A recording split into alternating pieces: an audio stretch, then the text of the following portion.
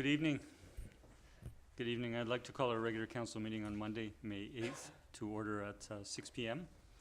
I'm Mayor McNeil Smith, and we have one councillor, Councillor O'Keefe, who has a family commitment and won't be attending this evening's meeting, but to my far left, Councillor Novick, Councillor Rintoul, Councillor Garnett, Councillor Duncan, and Councillor Duck.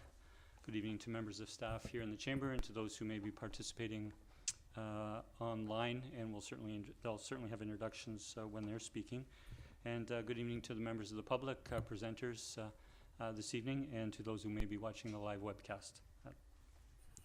I'd like to acknowledge with respect that we're holding this evening's meeting in the territory of the Salish nations, and we express our gratitude for their stewardship of these lands and waters for millennia. I'd look for a motion to, before looking for a motion to approve the agenda, we do have some additional items since the agenda was published last Thursday. The first is an annual report from the Memorial Park Society, and that will go under item 4D1.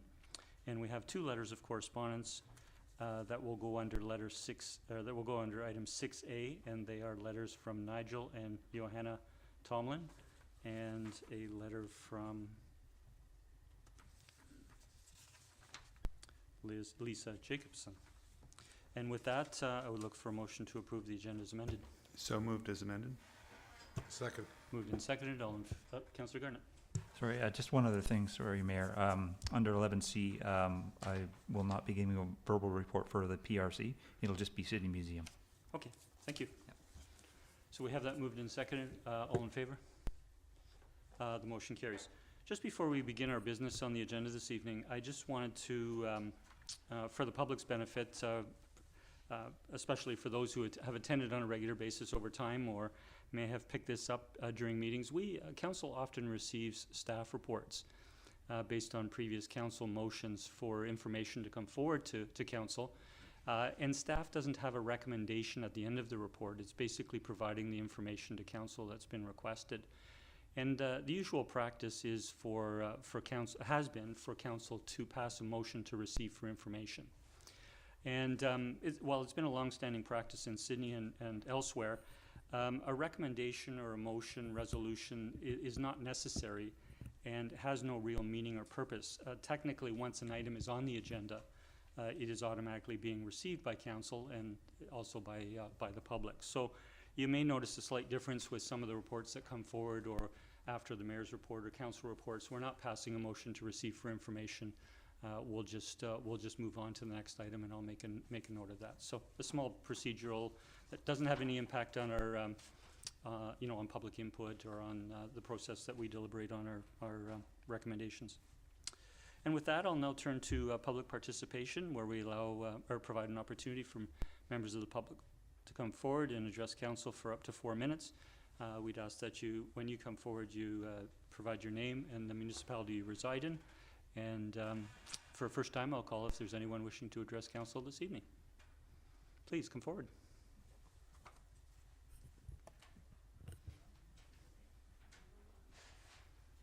And I think you're aware there's a little button there to make the mic live for you. Okay, my name is Davie. I'm a resident of Sidney, and I would like to thank council for listening to us regarding the petition on Ardwell Avenue. I see in the attachment to the staff report that one of the recommended options or preferred alternative from the consultant is that the implementation of the sidewalk on Ardwell be delayed and that there be an opportunity to meet and discuss this matter further with residents. I welcome this idea, and we look forward to the opportunity for further discussions. Thank you very much. Thank you, Ms. Davies. Thank you for coming forward. For a second time, is anyone wishing to come forward? Good evening. Good evening. I'm Don Woods. I live at north end of Sidney. I'd like to address very briefly the contentious cycling tracks versus parking issues. Just a couple of things that I'd like the council to think about. One is the cyclists. I think we're like orcas. We have resident and transient. And when we're looking at funding And putting in cycling facilities, the emphasis should be on those that are resident, anyone who's cycling to work or perhaps just cycling in to get a bit of light shopping, as opposed to looking at the people who come in from Victoria. They support our coffee shops, but we don't need to encourage them to be active because they just cycled in from Victoria. The second thing is, in reading that report, on a number of places it talks about cycle lanes. I didn't see within it anywhere the sort of temporary compromise that one can do, which is to simply limit parking on one side of the road only, thereby widening the road, but not putting a lane in, which then, if you put a lane in, you pretty well have to put one in both sides, and therefore you lose parking both sides. And the contention, of course, is the loss of parking. So when this goes back for further revision, my request is that Council ask about some compromises on some of these things that allow cycling, at the same time allow parking. Thank you. Thank you. Thank you for coming forward. I'll look to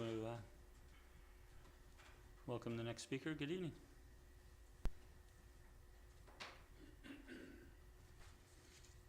Still on? Yes. Good evening, Mayor, members of Council. Dennis Carlson, Sidney Community Association. Here tonight making some comments regarding the draft active transportation plan. We noted in the consultant's report the engagement summary, which identified a number of key themes, and it clearly indicates to us that for the community, the sidewalk network is really the priority for a range of users. And it's not surprising because this reflects our demographics and the needs of our people in this community who have disabilities.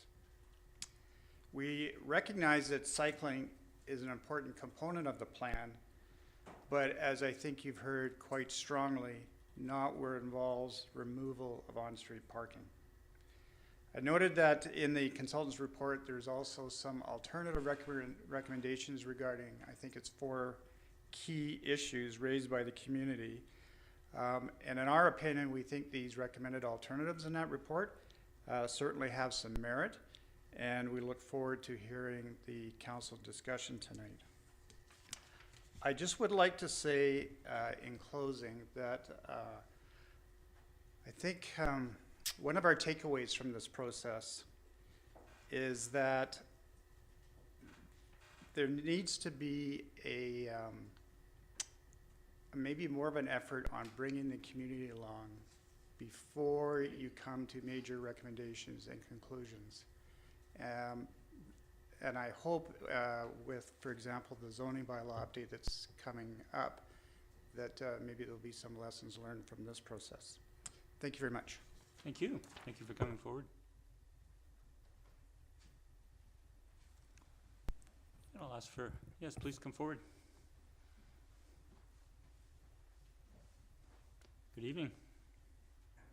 John Trelevin, I live in Sidney. Thank you for the opportunity. Just one tiny comment on the active transportation strategy. What I found missing from the questionnaire and the discussion that I've heard so far is the fact that Sidney is a market town. That the whole BIA, the commercial district of Sidney, is not constructed for Sidney. It is, but it would not survive without free and easy access from the peninsula and indeed many of these businesses elsewhere in the region. And I think that should have an impact on what the approach that's eventually taken. And if you really do consider building bike lanes on a shopping street, for heaven's sake, go down to Fort Street and talk to the merchants who are trying to survive on a street with bike lanes. Sidney's a market town. It always has been, and it always will be, and it's thriving because it draws people from all over this city of 400,000 people. Thank you. Thank you. I appreciate you coming forward.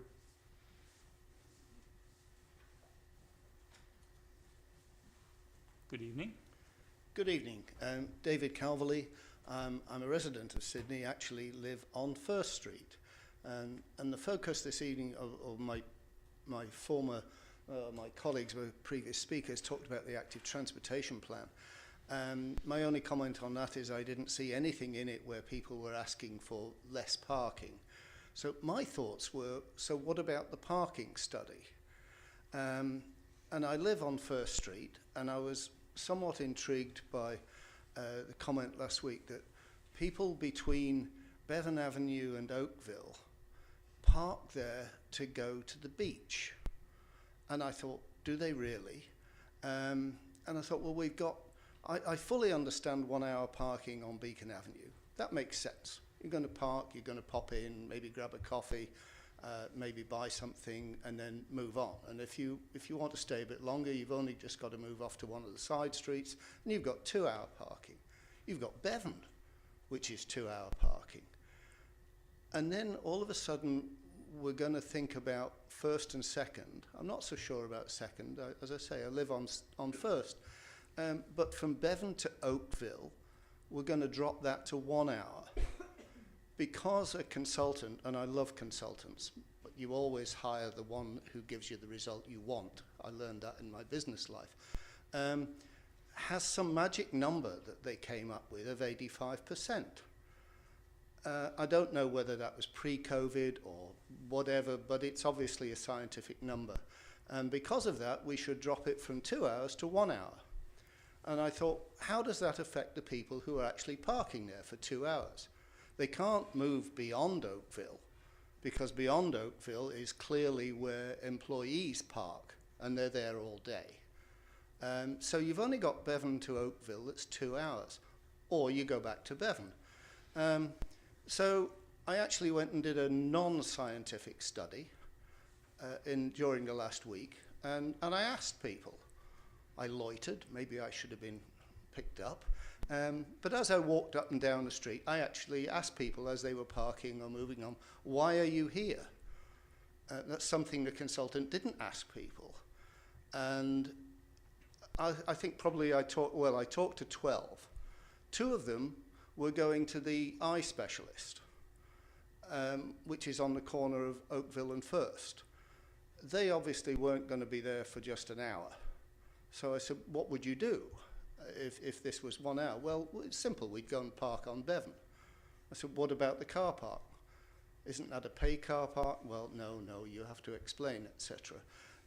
But that's their answer, that they would have moved back to Bevan because they can't do that in an hour. The others, quite honestly, some going to the shop, a couple going to other business there, but most of them were going down to the walkway and going to do the heart walk and walking along either through Sidney or the opposite way. And once again, they said, well, we'll just have to go and park on Bevan because we can't do it in an hour. We can't do the heart walk in an hour. That's not the idea.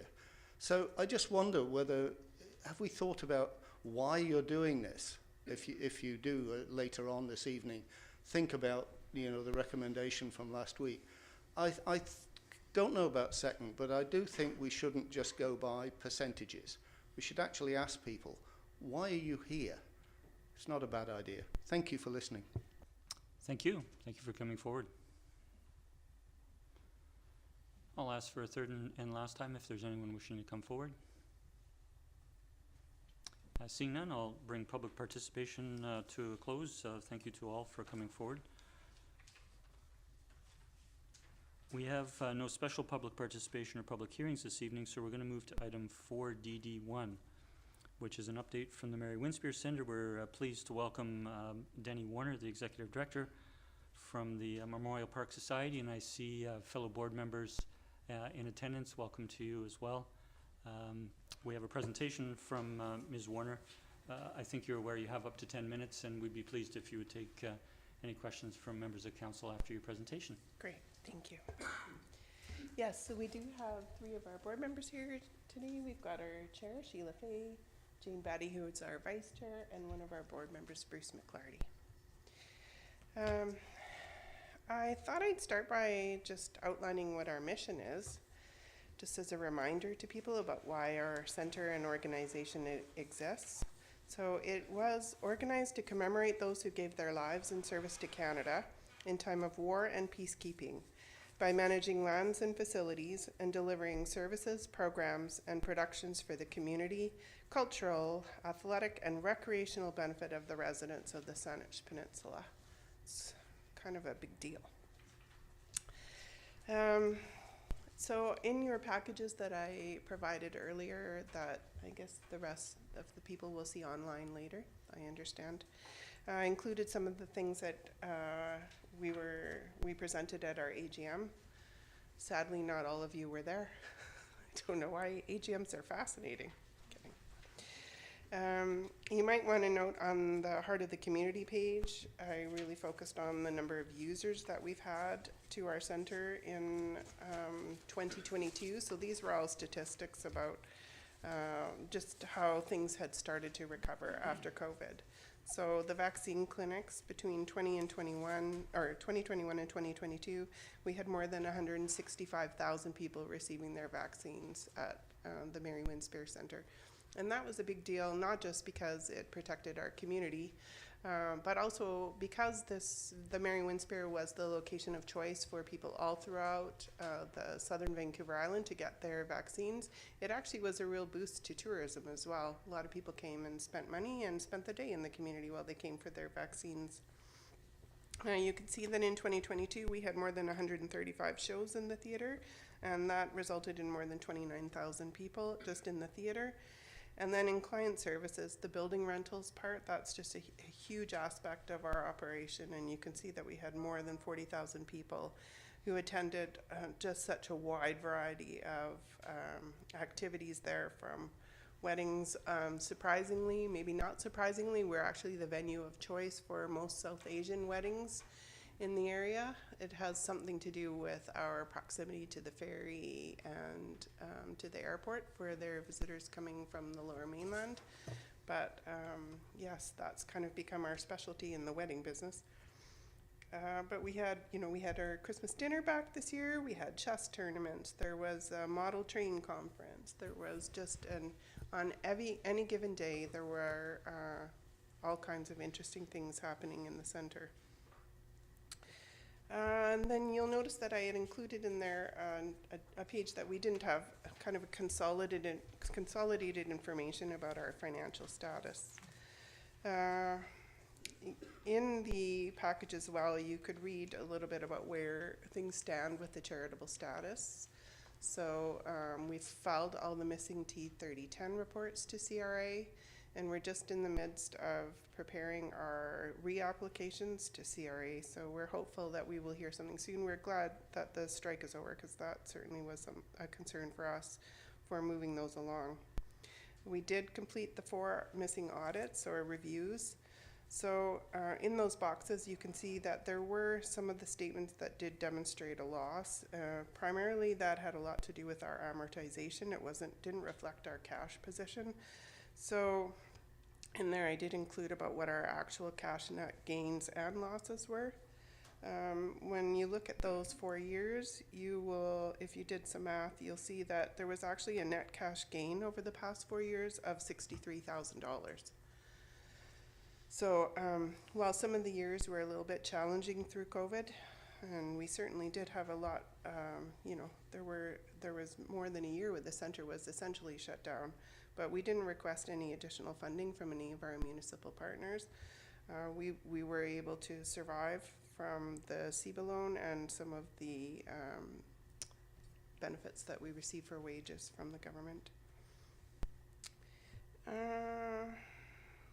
One of the things that we did make a decision to, although I wasn't there at the time, was to keep all of the staff that we had during that time. And so, people may have feelings about that, but as things have started to come back and our centers got more and more busy, bookings are increasing all the time, it's a really challenging time, as most employers know, to recruit staff. So I'm really happy that we have the people in place that we have.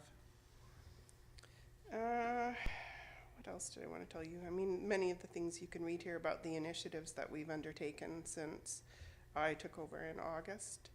But one of the things that was really important was looking at our revenue. So none of the rental rates for the theater or any of the bookings had increased since 2015.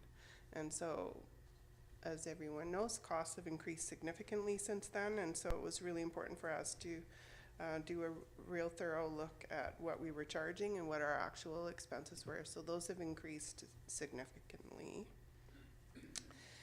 We looked at all our suppliers, did a lot of, sent out some quotes, tried to get quotes on things so that we would make sure that we were actually getting good value for the items that we were buying. We made significant changes, including staffing in some underperforming departments, and so it's going to take some time for some of these changes to be reflected in our financial statements, but we're very confident that they will. And we did experience a loss in the first quarter, and while it does seem large, when we look at kind of the way that the ebbs and flows are of bookings and shows in the center, it is a slower time for us.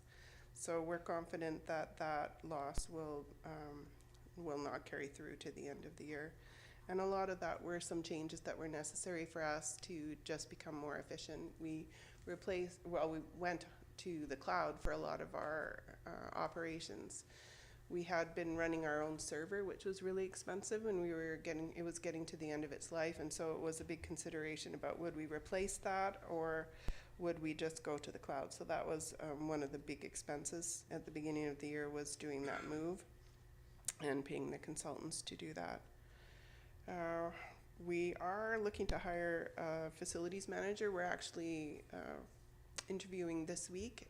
That's going to be really important for us because our last capital plan expired in 2022, and so we really need to develop a new one. The center itself is almost 22 years old, and so a lot of the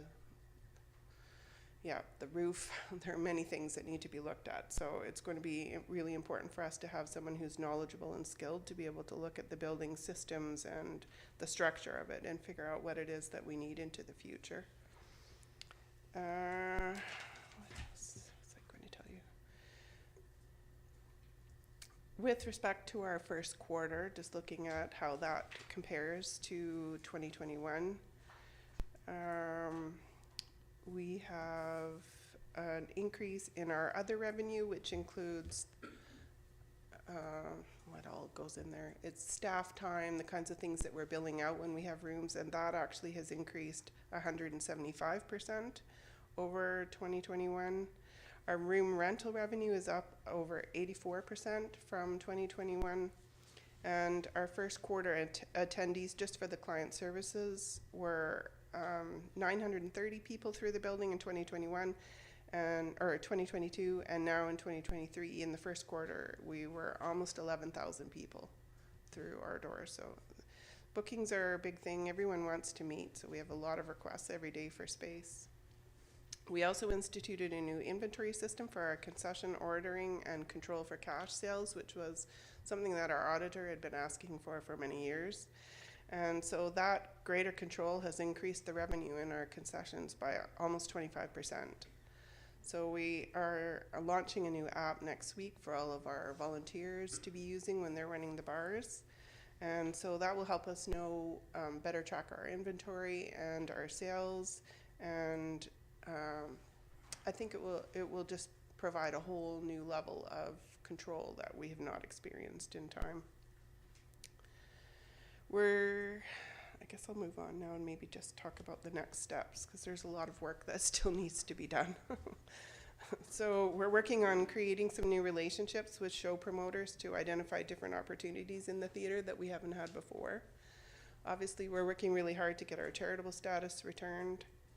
We're continuing to closely monitor our expenses and revenue. We're looking for a partner to assist with our maintenance in Blue Heron Park. That's a big part of, a lot of people don't realize that, that park is something that we're responsible for. And we don't necessarily have the expertise and staff time to spend, a lot of time maintaining that park. So we're looking for some partners to help us with that. Creating the capital plan, consolidating our financial statements to make it easier for the auditor and for users to read or understand. And we're offering a governance training workshop for our board members, and actually we're extending that opportunity to the community at large to send board members to learn about roles and responsibilities for board members. And that is about it. I just wanted to say that we're really grateful for our opportunity to work with town staff and council to develop the financial agreement that was put in place recently. I think that that will provide a great level of confidence for both taxpayers and for our stakeholders, and is important for accountability. So anyway, for that, I am grateful. And thank you for your time this evening. Thank you, Ms. Warner. You finished just on the wire there. Oh, Good. yeah. All right. Congratulations. Questions? We appreciate your detailed report. I'll turn to colleagues and begin with Councillor Rintoul. Thank you, Mayor. Thanks very much, Ms. Warner, and congratulations to you. I think you came into a really challenging role at a challenging time, and you know, you've really been able to kind of get your arms around the place operationally and begin to make some changes that needed to occur. So well done to you and to your board. Just having attended your AGM and seeing the continuity around the board table, I think sends a strong message, and that message is that those board members, local members of our community, are committed to righting the ship as well and ensuring that good things continue to happen there. So thanks to Sheila Fay and the board members for your commitment to the community.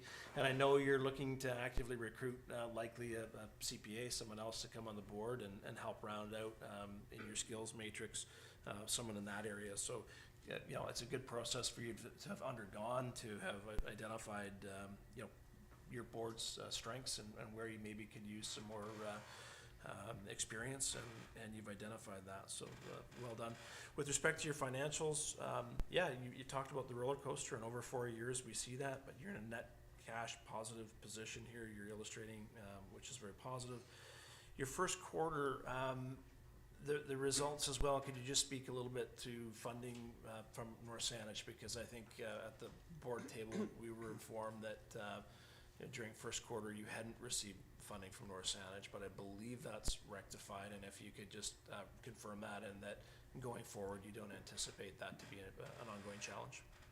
Yes, that is the case. We did sign our finance agreement with the District of North Sandwich as well, and so our financial payments from them have now been caught up, and so they will be on time going forward, so long as we continue to meet the terms of that agreement. Great, thank you for that. Thank you, Chair. Thank you, Councillor Rintoul. I'll turn to colleagues if there are any questions. Councillor Garnett. Thank you, Mayor. Thank you, Ms. Warner, for your presentation, and thank you to 3 board members for showing up for the meeting. You don't often see that. Usually you're on your own.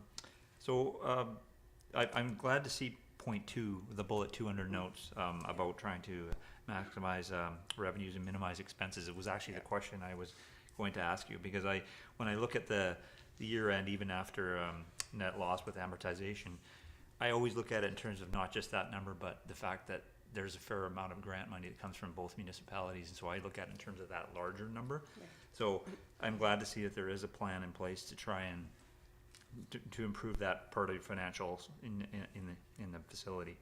So with regards to your capital, are you comfortable? You're talking about some issues with your roof and whatnot, with your capital reserves in terms of things that you have that might be upcoming, that might be major.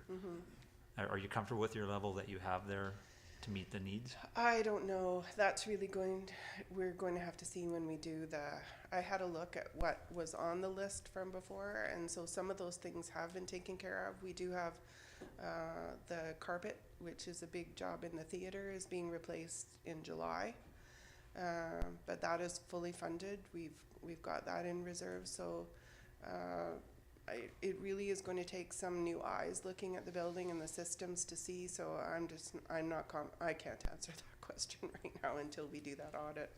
Fair enough. And so I had another question with sort of trails on that, but obviously that wouldn't be relevant to ask at this point. No, I feel like maybe a month from now we'd be in a better position to be able to answer that. Thank you.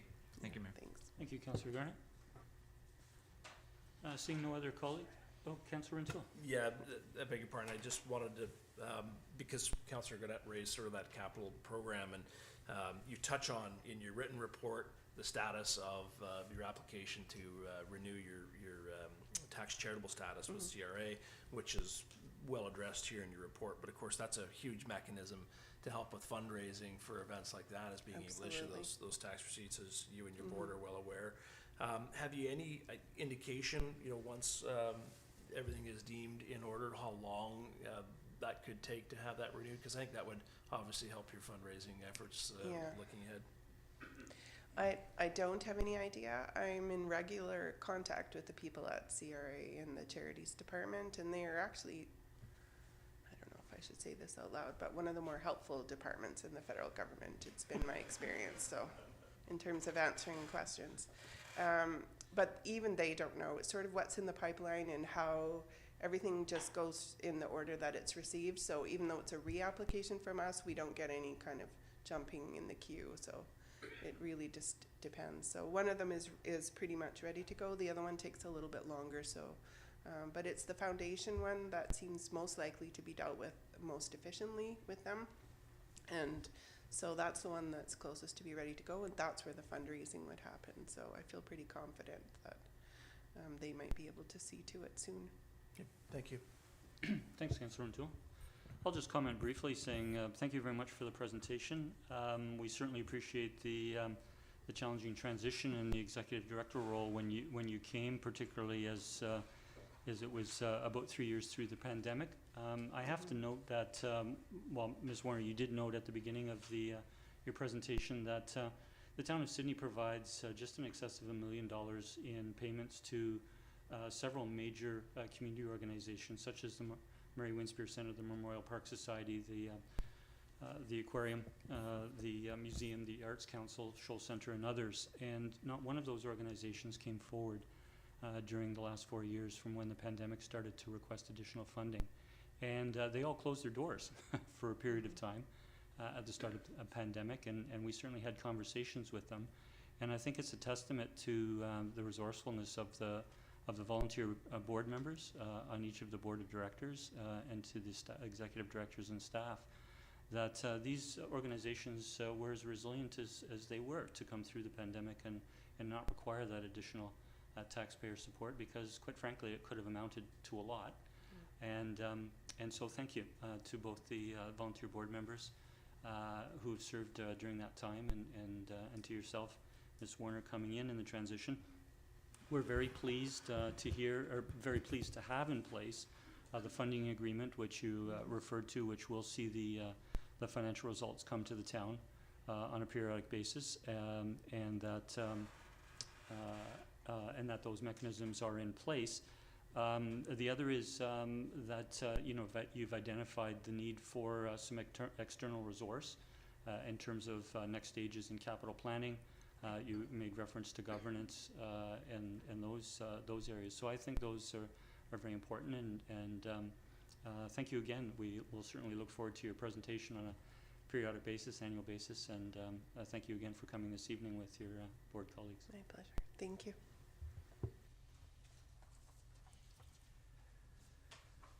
So we'll move to our next item, which is item 4DD2, and it is the 2022 Downtown Parking Study Report, and I'll turn to Ms. Clary for an introduction, please. Good evening, Mayor and Council. Watt Consulting Group completed an analysis of potential parking impacts from 2 downtown cycling infrastructure projects that were recommended in the draft active transportation plan. These projects were 5th Street separated bike lanes and the Bevan Avenue bike lanes. This analysis was done as a result of a council resolution from a previous council meeting. The analysis was first done on an entire area that's shown as on page 5 of their report as the red and blue parking areas. When this whole area was looked at as a whole, it was found that the parking occupancy was 81%, assuming that there would be no mode shift from increase in cyclists, it would be 81% if the exact same number of cars came into Sidney as before. So that's less than the 85% occupancy target, which is actually an industry best practice. Perhaps Mr. Shah could answer any questions you might have about why that number was used. I know that this was reviewed when the parking study came forward before, but it is industry best practice for parking studies. And then after that, Watt split the area into 3 different zones and assumed that vehicles who would have been parked within a certain zone would find another parking spot within the same zone. When they did that, 2 of the 3 areas were estimated to surpass the 85% occupancy target at the peak hour of the peak day from the study period. However, much of the other times it would not reach that 85 percentile. So there is additional information in Watt's report. Both Mr. Shah from Watt and myself are here to answer any questions if you have any. Thank you, Ms. Clary, and I'd like to welcome Tim Shah from Watt Consulting into the meeting online. Good evening, sir. Good evening, Mayor and Council. Good to see you again. Thank you. So I will turn to colleagues if there are any questions on that staff report or addendum report from Watt at this time. Councillor Garnett. Thank you, Mayor. Thank you, Ms. Clary, and thank you, Mr. Shaw. Through you to staff and our guest. When I look at this in relation to Bevan and 5th Street and the proposed cycling lanes in addendum number 2, would it be fair to say when you're looking at, I'm a numbers guy myself, but this is, we're talking about parking utilization, we're talking about numbers of parking spaces, we're talking about lost parking spaces. Would it be fair to say that by looking specifically at numbers, you kind of lose a little bit of the extraneous factors that sort of circle around parking? And what I mean by that is we've had a member of our accessibility advisory committee come in to speak about parking, and they have a side exit van, and when they show up at Save-On, there's no spots accessible that they can use, so they tend to park on Bevan and 5th, which is more difficult, but it's doable for them. And I think I look at this and I think in this particular specific example, if we were to take away the parking in these spaces, and this particular person doesn't use accessible parking, it's just parking spaces that works for her, are we eliminating the ability for her to shop at this store just because there'll be no spaces available? And I also think in terms of the particular area it is and what services are offered in those areas, and our demographics does factor into whether we want to agree with that or not. It does, and it's not just about accessibility; it's about people that can't necessarily walk great distances. So, when we talk in the report about they can move so much further and walk a little bit more, for some people they can't. So, I just wonder if you could comment about how. I mean, it's not something you can really gauge from the work you've done, right? Would that be a fair statement?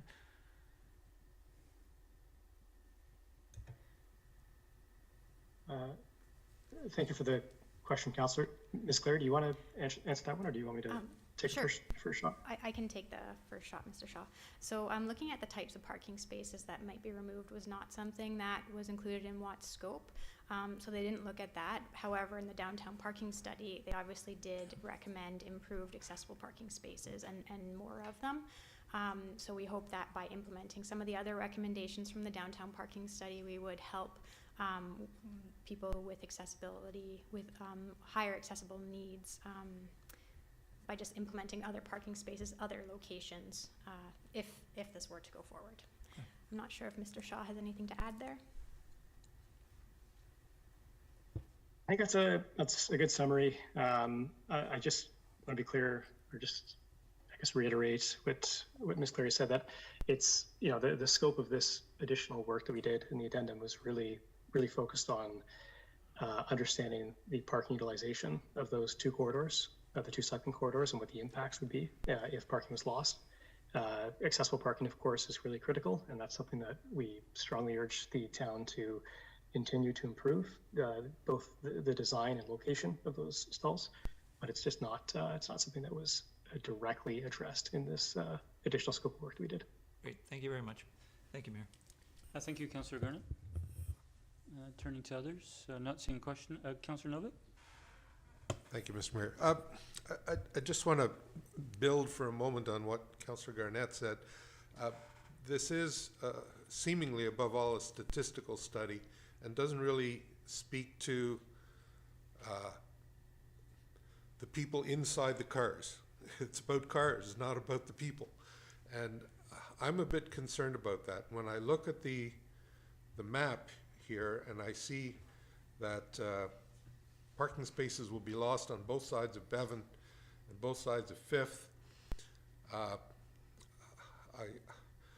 I would feel very badly when I think about the type of services that are on Councillor, if I could just interject in this, will get this is to a leading to a question. question? I will get to a question. Thank you. Yeah. The preamble, I get, it's a bit long.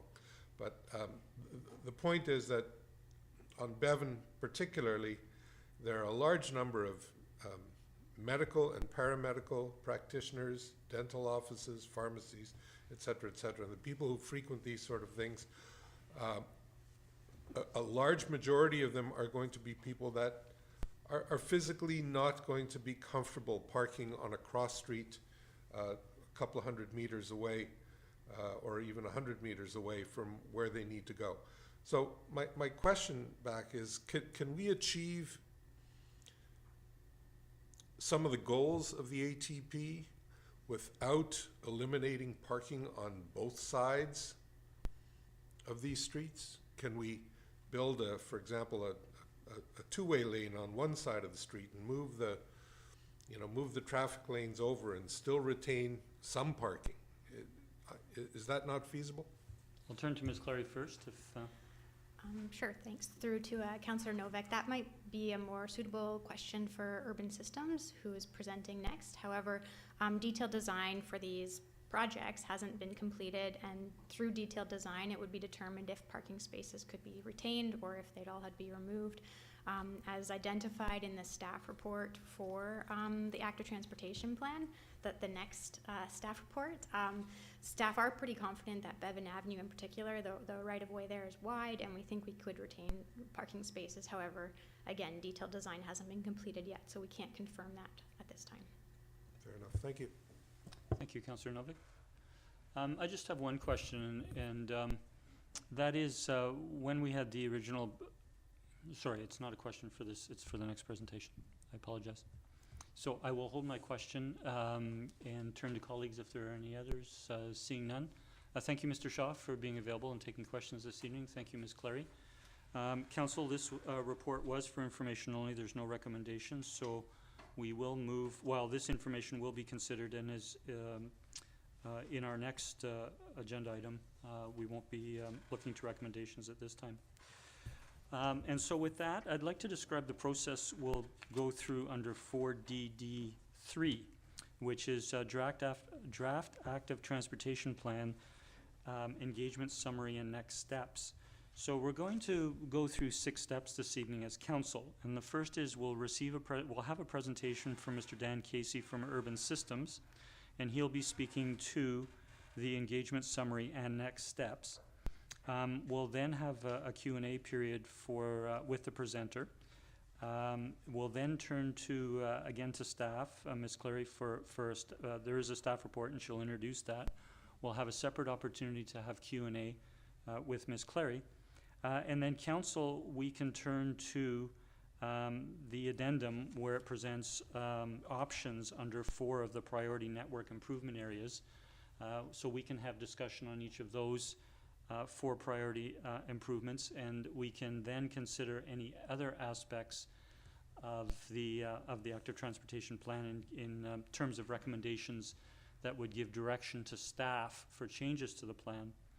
And then finally, we'll come back to 2 of the recommendations in Ms. Clary's report, which are the next steps after this evening with regards to engagement and the report coming back to council. So just wanted to do that for clarification for colleagues and for members of the public. And so I'm pleased to introduce Dan Casey from Urban Systems. Please come forward. You have the floor for 10 minutes. And we'd be pleased if you'd take questions following.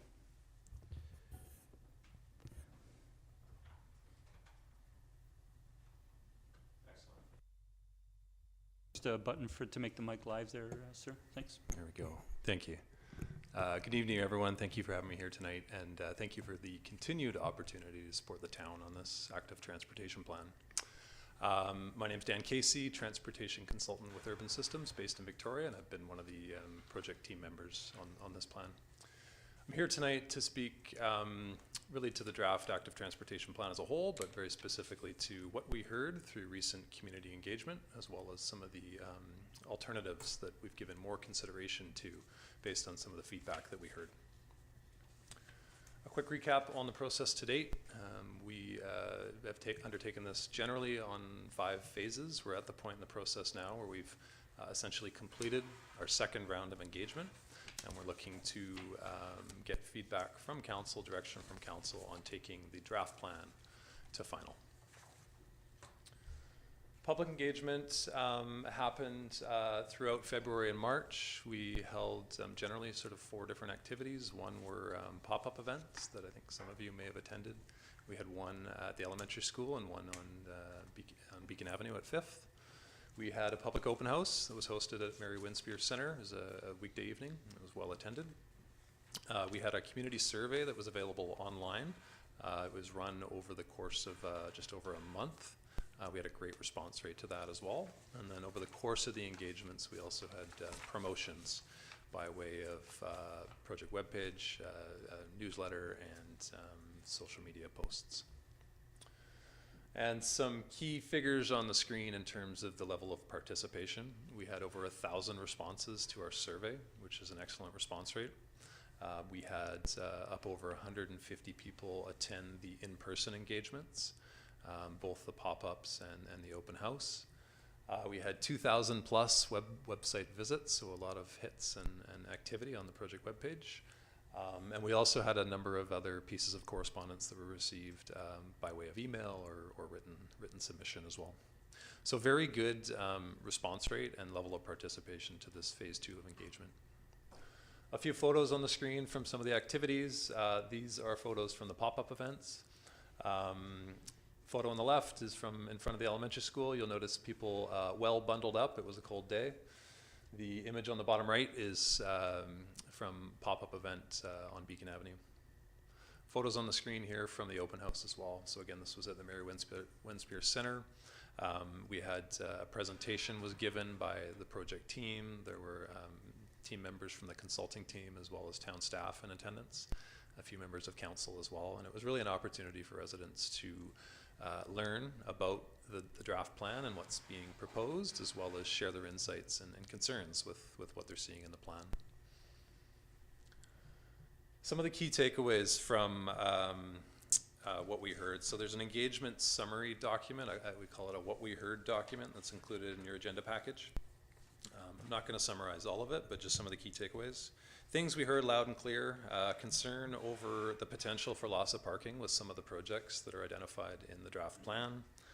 We heard that things like safety and accessibility should be a top priority. So that being both sort of heightened infrastructure design to better accommodate people walking and cycling and rolling to feel more comfortable and more safe, as well as enhancing access to all parts of the community for all residents. We also heard the desire to make sure that this plan was a plan for Sidney residents. So not necessarily focusing on improvements that might facilitate people coming to Sidney or traveling through Sidney, but the emphasis to be on people who actually who live here.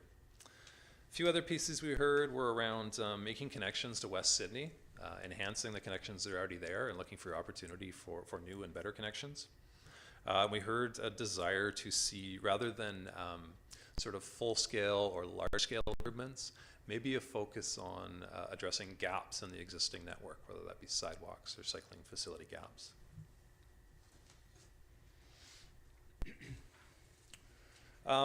So we also heard loud and clear, and anyone who's in attendance probably heard some of the same comments as well, is that by and large there were a whole handful of priority projects that were identified in here that were really meant to be the focus of implementation over the short term. But we did hear, and generally we heard pretty good support for many of them, but we heard 4 very clearly that residents have concern with. And so these are shown on the screen. They're the 5th Street protected bike lanes, the section through the downtown. 2 is the Bevan Avenue bike lanes. We'd kind of already touched on that through the parking summary provided earlier. 3 was the section of Mills Road was identified for bike lanes. So the section of Mills Road between Resthaven Drive and Lochside Drive. And then 4 was the sidewalk, the new sidewalk improvement shown on Ardwell Avenue. So I believe it's the entire length from Resthaven to Lochside Drive. And so we have those on the map here in front of us. The map on the left is pedestrian projects, sidewalk projects, and so we've highlighted the Ardwell segment there. And the map on the right is cycling network projects. We've identified the 3 projects on there as well. And I'll go through each one one by one. So one of the things we were tasked with as an outcome of these engagements was maybe digging in a little bit further on some of these projects of concern to see what alternatives there might be to what's been included in the draft plan. So I'll touch on each of those just briefly here. And again, there's a supplemental memo that I believe is in your agenda package that sort of provides a lot more detail than I'm about to provide here. So with respect to the 5th Street protected bike lanes, basically the number one is a reference to what's shown in the draft plan, that is protected bike lanes. The key thing we heard was the concern over the loss of parking that would come with that. Some alternatives for consideration. Number two is retaining the proposal of protected bike lanes, but instead of working outward and entirely working into the space where the on-street parking is currently provided, is work inward, and much of that section of road has center median, and so that would come with cost, and that would come with impacts of their own, but would help address the concern over parking. Two other alternatives: move off of 5th Street altogether and utilize 3rd Street as the north-south connection, at least through the downtown. 3rd Street is less direct for sort of a longer distance north-south trip, but the traffic volumes are much lower, and the impacts on parking could be at least partially mitigated. So the opportunities on 3rd Street could be a bike boulevard, so a shared street where vehicles and cyclists would share the street in a manner that is safe and comfortable for cyclists. And option 4 there is sort of a hybrid where bike lanes would be put in place where the traffic volumes are highest, and a bicycle boulevard or a shared street could be done in the areas of lower traffic volumes. The second segment was Bevan Avenue. 4 options again. The first is what's shown in the plan, which is bike lanes. The second option is a hybrid option of sorts, where we know that traffic volumes on Bevan are higher to the west of 5th Street, and they're reduced to the east. So looking further at the opportunity to maybe put the bike lanes where the traffic is highest, but then go to a shared street bike boulevard where volumes are lower, and help mitigate that parking impact. Item 3 is shifting off of Bevan altogether and moving one big block south onto Oakville, where we know traffic volumes are much lower. The facility type on there would not be bike lanes, it'd be a shared street, and so there wouldn't be the same level of, there'd probably be none, or there'd be very, very limited parking impact. And then option 4 would actually be to do nothing, and the consequence of that is you're left with a cycling network that doesn't provide an east-west connection through your downtown, say between Lochside Trail and the waterfront, which would be a glaring gap. So Mills Road bike lanes, again, four options for consideration. The first is the bike lanes that are shown in the plan.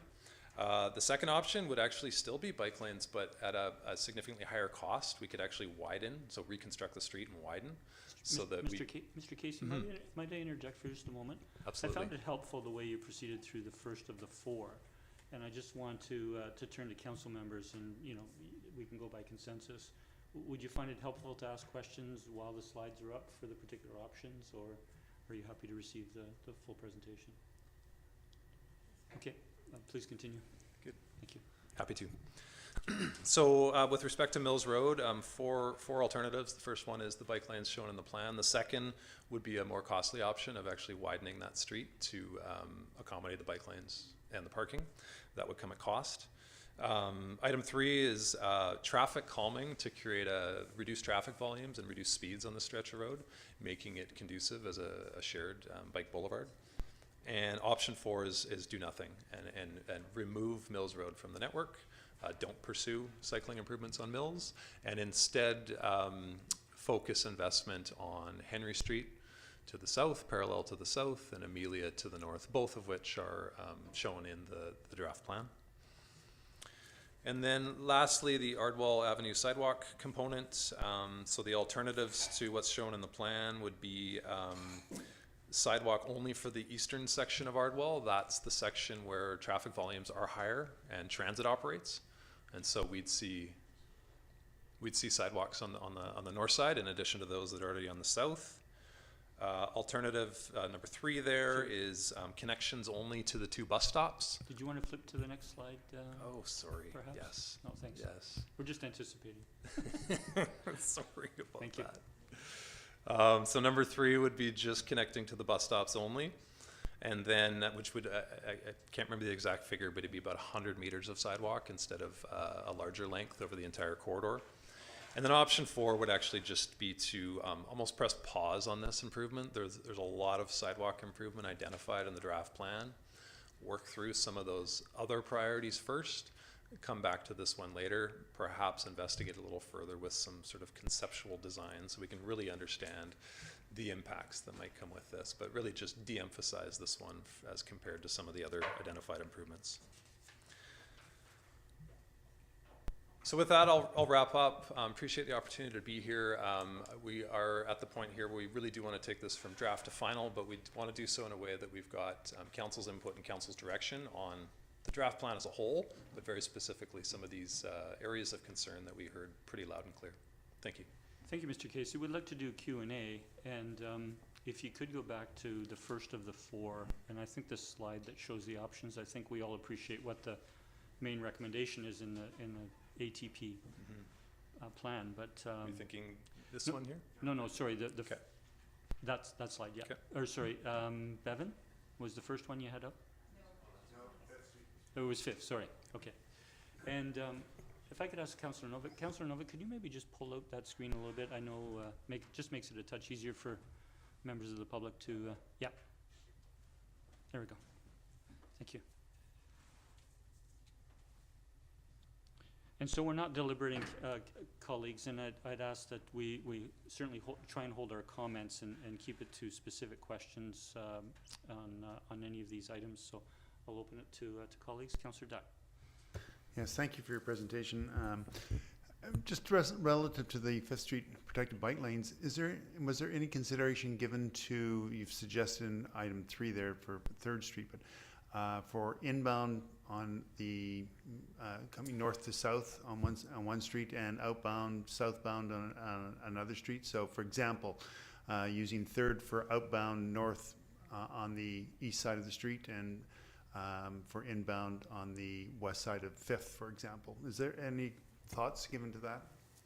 Yeah, thanks for the question. It's a good thought. It's not something we don't see. So quick answer is no. There wasn't specific consideration given to that.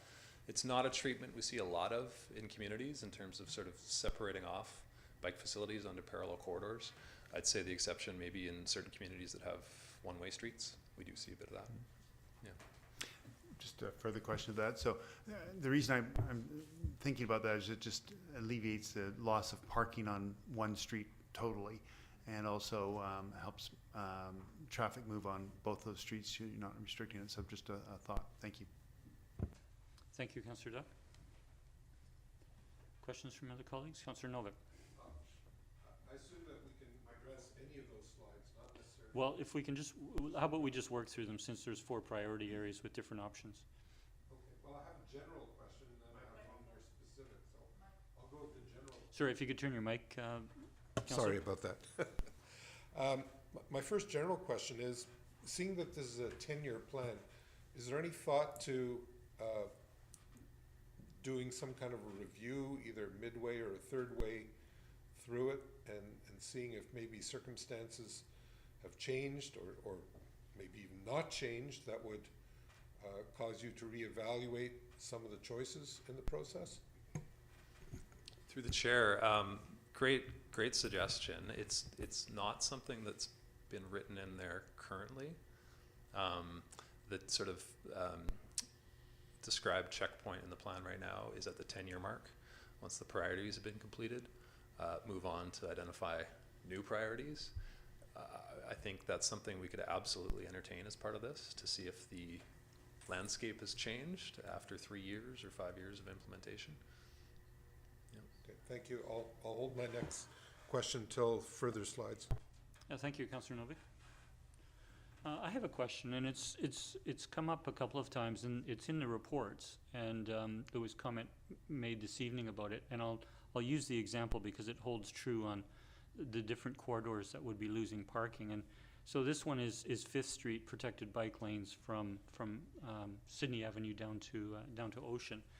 And it makes reference to a range of parking spaces that could be lost. I think the number might be 40 to 60. What I'm not appreciating is there's comment in the report, and then there was a comment with regards to Bevan that some of those parking spaces could be retained after final design was done. And what I'm having a hard time understanding, appreciating we don't have a detailed design, is that if you're going to be putting in a protected bike lane through that entire corridor, what are the opportunities to save parking through detailed design? So great comment, and that really is at the crux of I think what we're talking about today. There's probably very limited opportunities. Now, when you go from a citywide plan like this down to, okay, time to design or even conceptually design the corridor, that's where you really start to test out how much width there is, curb to curb right now, or where you test out, are we going to entertain widening, i.e. pulling up curbs and moving them back further if there's sufficient right-of-way in order to start to realize back some of the parking that might otherwise be lost. So at the citywide level like this, plans like this are generally fairly high level in terms of parking impact, and then sort of trying to think forward to what design might be, but it's through that design process where you really start to learn if there are opportunities to retain some of that parking or not. Okay, and thank you for the answer, and I appreciate that might be an option. I think it's actually indicated in the options under Mills Road that additional town right-of-way might be required to try and retain. But when I look at the corridor on Fifth from Sidney to Ocean, I'm not sure we're going to want to encroach on the sidewalk to try and capture wider roadway. But and so it was just a question mark in my mind why there's a range of parking spaces lost when it's generally understood how many parking spaces are there and perhaps limited options. So thank you again. Turning to colleagues, perhaps we could go to the next slide, Mr. Casey.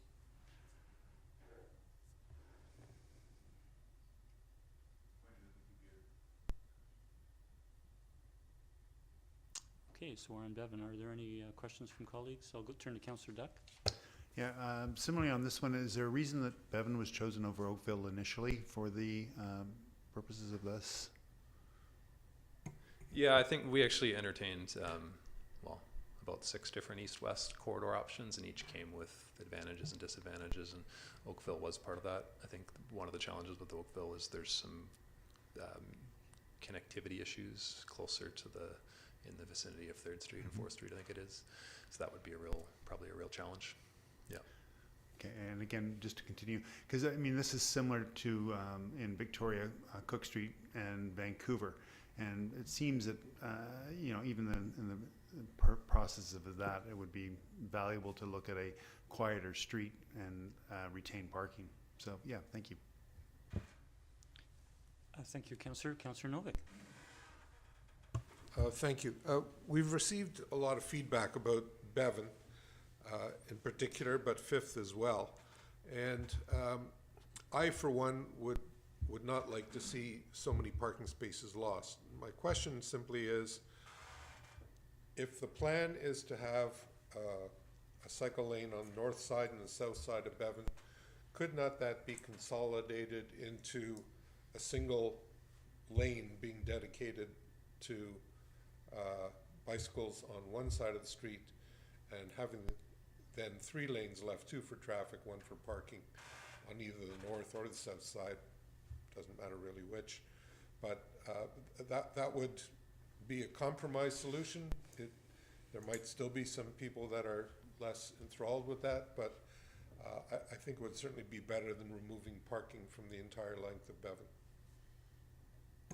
Through the chair, I think it's a great comment. I think I can't stand here and say with certainty yes or no, but I mean the math there would be like if we go to put our heads to some of the downtown Victoria facilities, their bike lanes pushed to both sides. We still need about 0.6, 0.7, 0.8 meters of physical protection, but to your point, we're now only doing that on one side, and so we do save somewhere in the vicinity of 0.5 meter to 1 meter in width, which when we get down and physically start to lay this out in a design phase, that is something that absolutely should be tested to see if there's benefit to doing that.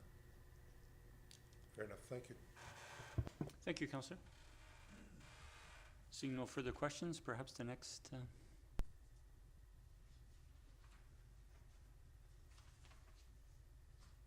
Mills Road. Councillor Duck. Yes, I don't like this idea at all. I mean, we have too many care facilities on Mills Road, and I'm wondering why Mills Road was chosen over something like Henry or Malaview, which still would work within the system. So just some clarification on why Mills. Good question, good point. I think it was added a little later in the process as yet another sort of east-west connection to facilitate access from the trail through Resthaven. There is like a block-end trail to the east of Resthaven, which is a nice thing to connect to and build on because it's traffic-free. But ultimately, in sort of taking the conversations we had at the open house, kind of taking that back and thinking about it, there are other alternatives to Mills that if this project weren't to move forward, not all is lost. Just further to that, because Amelia already exists as a bike boulevard, so I mean, it's not that far off of Mills in that case if there was to be a deletion of a connector. Correct. I think both Amelia and Henry. So there are parallel options. Yep. Thank you, Councillor. Councillor Rintoul. Thank you, Chair. Thank you for the presentation and for the opportunity to review these alternate suggestions. This is perhaps more general, but it's referenced here under Section B in this Table 3, and that is the reference to speed limit to be reduced to 30 kilometers an hour.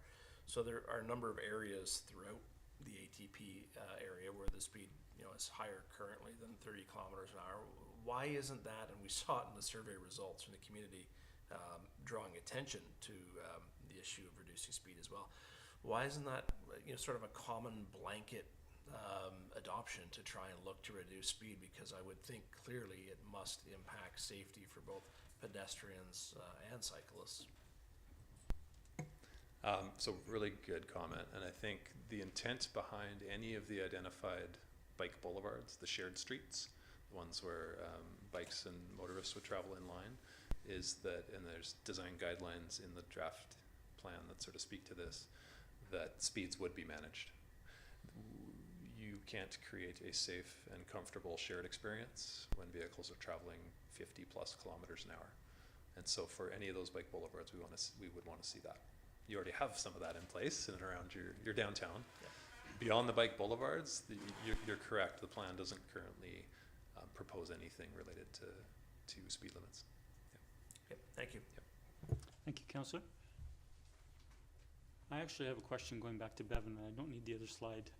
And that is reference has been made to the connection of Bevan to the Lochside Trail. And it's not, there's not really a direct connection to it. So, I mean, you can come through the intersection of Beacon and the Pat Bay Highway and come onto the sidewalk on Beacon and then onto Bevan. Or you would go past the Community Safety Building and there is a new access across to 8th Street, but then you'd be taking 8th Street over to Bevan. So it's not a direct connection, and it's not necessarily intuitive. So was there any consideration of that with regards to the consideration of the Bevan bike lane? Yeah. I think it's an excellent point. We did investigate at a reasonably thorough level other opportunities to more directly connect to the trail. I think the challenge is that is where the parking lot for Mary Winspear is and the new public parking there, and so it would be through that space, and it didn't seem like a good solution to be working through a space that the asphalt's. They were here earlier tonight, and I guess we missed the opportunity. Okay, thank you. Yeah. Okay, seeing no further questions, we have the last one? Or sorry, that is the last one. Or Ardwell, there we go, thank you. Turning to colleagues. Councillor Duncan. Yeah, Thank you. So one of the options for the Ardwell was sidewalk connecting to bus stops only, which would be just that one bus stop. And I was trying to visualize how far that would mean a sidewalk would be going. Would it just be that one property there that would just essentially connect up to where those new roads now allow people to cut through, and there's, you know, a pedestrian cut through there? Because if it went all the way down to Rest Haven, there's no sidewalk on that side, and there's no crosswalk there, and that would be a terrible place to cross the street. So I'm trying to envision what putting a sidewalk there would accomplish just for that bus stop, and how far it would go. Great question. Glad you're like drilling into this level of detail too. I think it's important. Our intention there, and granted it's very difficult to understand without a map or just with the words that are on the screen, but the intention there would be the park to the south has a walkway up to the sidewalk on the south side of Ardwell, a crosswalk across, okay. And then I believe it's about 50 or 70 meters of sidewalk to the east to get to that bus stop. So it'd be approximately just that short segment of sidewalk plus the crosswalk. On a street like Ardwell, we're probably looking at flashing beacons at a crosswalk like that, just given the, I believe it's classified as an arterial, and it's got a decent amount of traffic and speed on there. So it would probably all be part of that improvement. Okay, yeah, thank you very much. Yep. Councillor Duck, and then I have a question.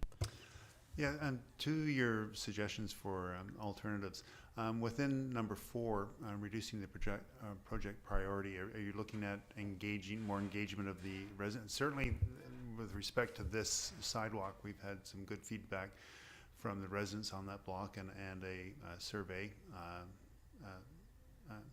that indicates we should not be doing it. So, just wondering if the project priority, would there be seeking more information as to what needs to be done here, or is that unrelated to the feedback we've gotten? Yeah, good question. I think I mean, much of this would be outside of and after this plan is finalized, but I think our intention, and I think what we've heard is that this segment of sidewalk does have value, but that there's very strong concerns along that corridor, and so this plan identifies, I think it's about $4 million worth of sidewalk investment. Maybe we don't start with this one. Maybe we work through there's a whole bunch of other investment to be made. Maybe we work through some of those other ones first. And then in the background, we work to, okay, let's figure out exactly, like you can do a concept design. It's not terribly onerous, and figure out what the sidewalk might look like. And then you can engage with some of the neighbors to see if it addresses their concerns or how they might be concerned. So we're really saying here with 4 is don't start with this one. There's lots of other good ones that everyone was in agreement with that we can prioritize as top priority. Thank you, Mr. Shah, and I appreciate all your feedback on these specific areas, because I think they do need revision, and I appreciate your thought in giving some alternatives that we can consider. Thank you, Councillor Duck. I have 2 questions. One is, it came out in the comments, or sorry, in the feedback from both Ardwell residents and from residents elsewhere in the community, and that was consideration of a second sidewalk on an arterial road. So we know Ardwell is an arterial road, and that's one of the reasons, or perhaps the reason that a second sidewalk is recommended. But Bowerbank is an important corridor, and it has one sidewalk. And the comments that came in were, the Ardwell is an east-west connection, and given that's the northern part of Sidney, people would more likely be looking to try to go north-south, and it's not in the 20 sidewalk priorities to have a second sidewalk on Bowerbank, yet it's an important consideration for the cycling corridor because of the elementary school and then coming into the downtown. Can you speak to, and I appreciate there was others on the project team, doing the analysis, but why that east-west corridor was chosen for a second sidewalk versus Bowerbank, which is a priority for cycling? Yeah, good comment. I think, so on the cycling side, it really got identified because it's one of the only continuous north-south routes through the north half of Sidney, and it is the one with, compared to say Rest Haven, significantly lower traffic volumes.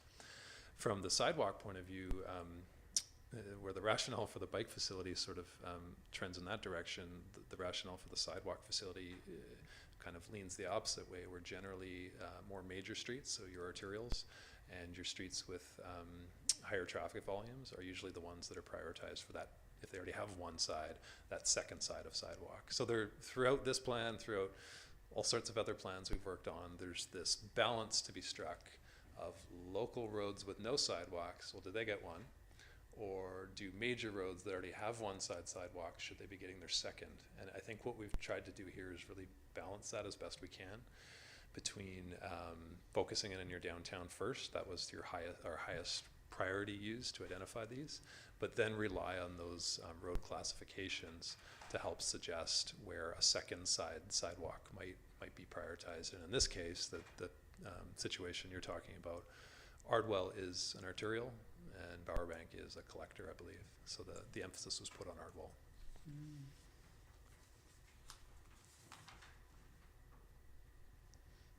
And on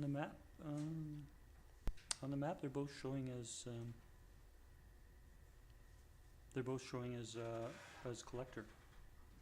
Okay. Maybe the shades of orange and red I'm misunderstanding, but I can raise that perhaps later in deliberation.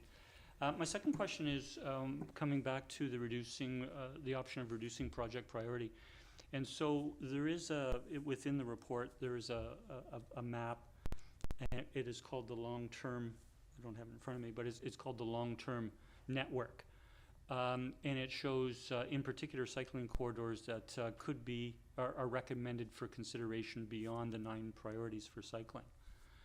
And this might be a question for staff as well, but is when we're reducing project priority, are you looking at making the Ardwell North Sidewalk number 20, or are you looking at removing it from a priority but leaving it in the plan for further consideration?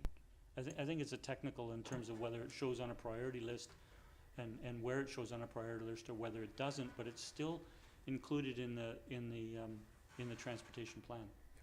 So great comment. You're absolutely right. The long-term network is what the finish line looks like when everything's done. That's what's there.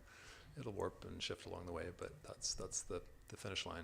The priority projects are those we want to focus on first. So what we've suggested on here is that the Ardwell segment could fall to the very bottom, number 20, at the very bottom of the list of priority sidewalks. Ultimately, I think we're open to direction from your group too as to which way you would like to see that. Thank you. Seeing no further questions from colleagues, thank you very much, Mr. Casey, for your presentation and taking your questions.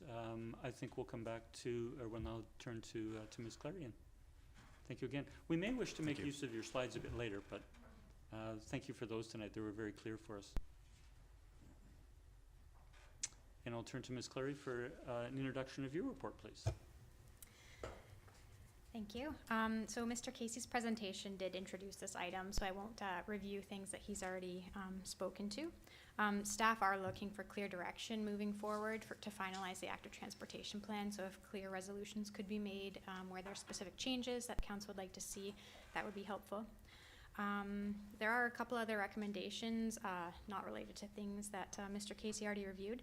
The first is that through the engagement period, there was a high level of engagement, much higher than was anticipated, and there was some additional work that Urban Systems has completed, even just reviewing the immense amounts of materials that came in. So there is a request for an additional $20,000 just to allow them to finish up the plan. There's also a couple, they've been to council more than they had originally budgeted as well, or they will by the end of the project. So things like that would be covered by this $20,000. And then there's also another recommendation related to the draft plan, or the draft final plan coming back to council before it goes out to the 2-week review period. There was a resolution made kind of to this effect in December 2022. However, we've brought back the engagement summary early because there was such a varied engagement feedback. So we do recommend that we bring it back to council before the 2-week period. And I'm here to answer any additional questions that you may have, but I don't have anything else to add at this time. Certainly, thank you. I'll turn to Councillor Garnett. Thank you, Mayor. Through you to staff. This isn't a suggested change, but I'm wondering if it's, I just want to see clarification if it's something that can be done. So when it pertains to a presentation and a petition we got earlier from the residents on Barnes Place, and then subsequent letters in the multiple emails of the ATP feedback, and can clarify that yes, the little green bridge is gone. I'm sure that was an airport thing though, not town of Sidney. So my question is it feasible to, under sidewalk priorities number 15, Ocean, Kenora to EPCO, is it conceivable, and I know staff was going to look into the Barnes issue, to do Kenora to Barnes Place? Is that a conceivable change that can happen within this priority? Through to Councillor Garnett, yes, that could be added if that was something. Staff were planning to report back at some point about Barnes Place as well. We haven't been able to do a full review to determine if a crosswalk at that location might be suitable, but yes, if just lengthening that sidewalk, it would obviously be more money, but that could be something that could be incorporated. Yeah, yeah, great. And if we chose to, we could recommend to move it up the priority list as well. Yes. That's a feasible thing. Thank you very much. Thank you, Mayor. Thank you, Councillor Garnett. Okay, so thank you for that presentation, Ms. Clary, and when we finish making any amendments that we might proceed with, we understand better the process, and we'll come back to that in terms of the specific recommendations. So, colleagues, I'm now turning to the memorandum that's on page 62 of the agenda package from Urban Systems, where it, after the introductory, 2 introductory pages, it provides Table 1, which is a summary of alternatives for 5th Street downtown protected bike lanes, presents the proposal that is in the currently in the active transportation plan, and then the other options with more detail. We did see the list of them on the slide, but there, of course there was points to consider under each of those options. So I would, if there are no further questions from staff, I would look to council to make a recommendation if you want to pursue one of the options or another recommendation.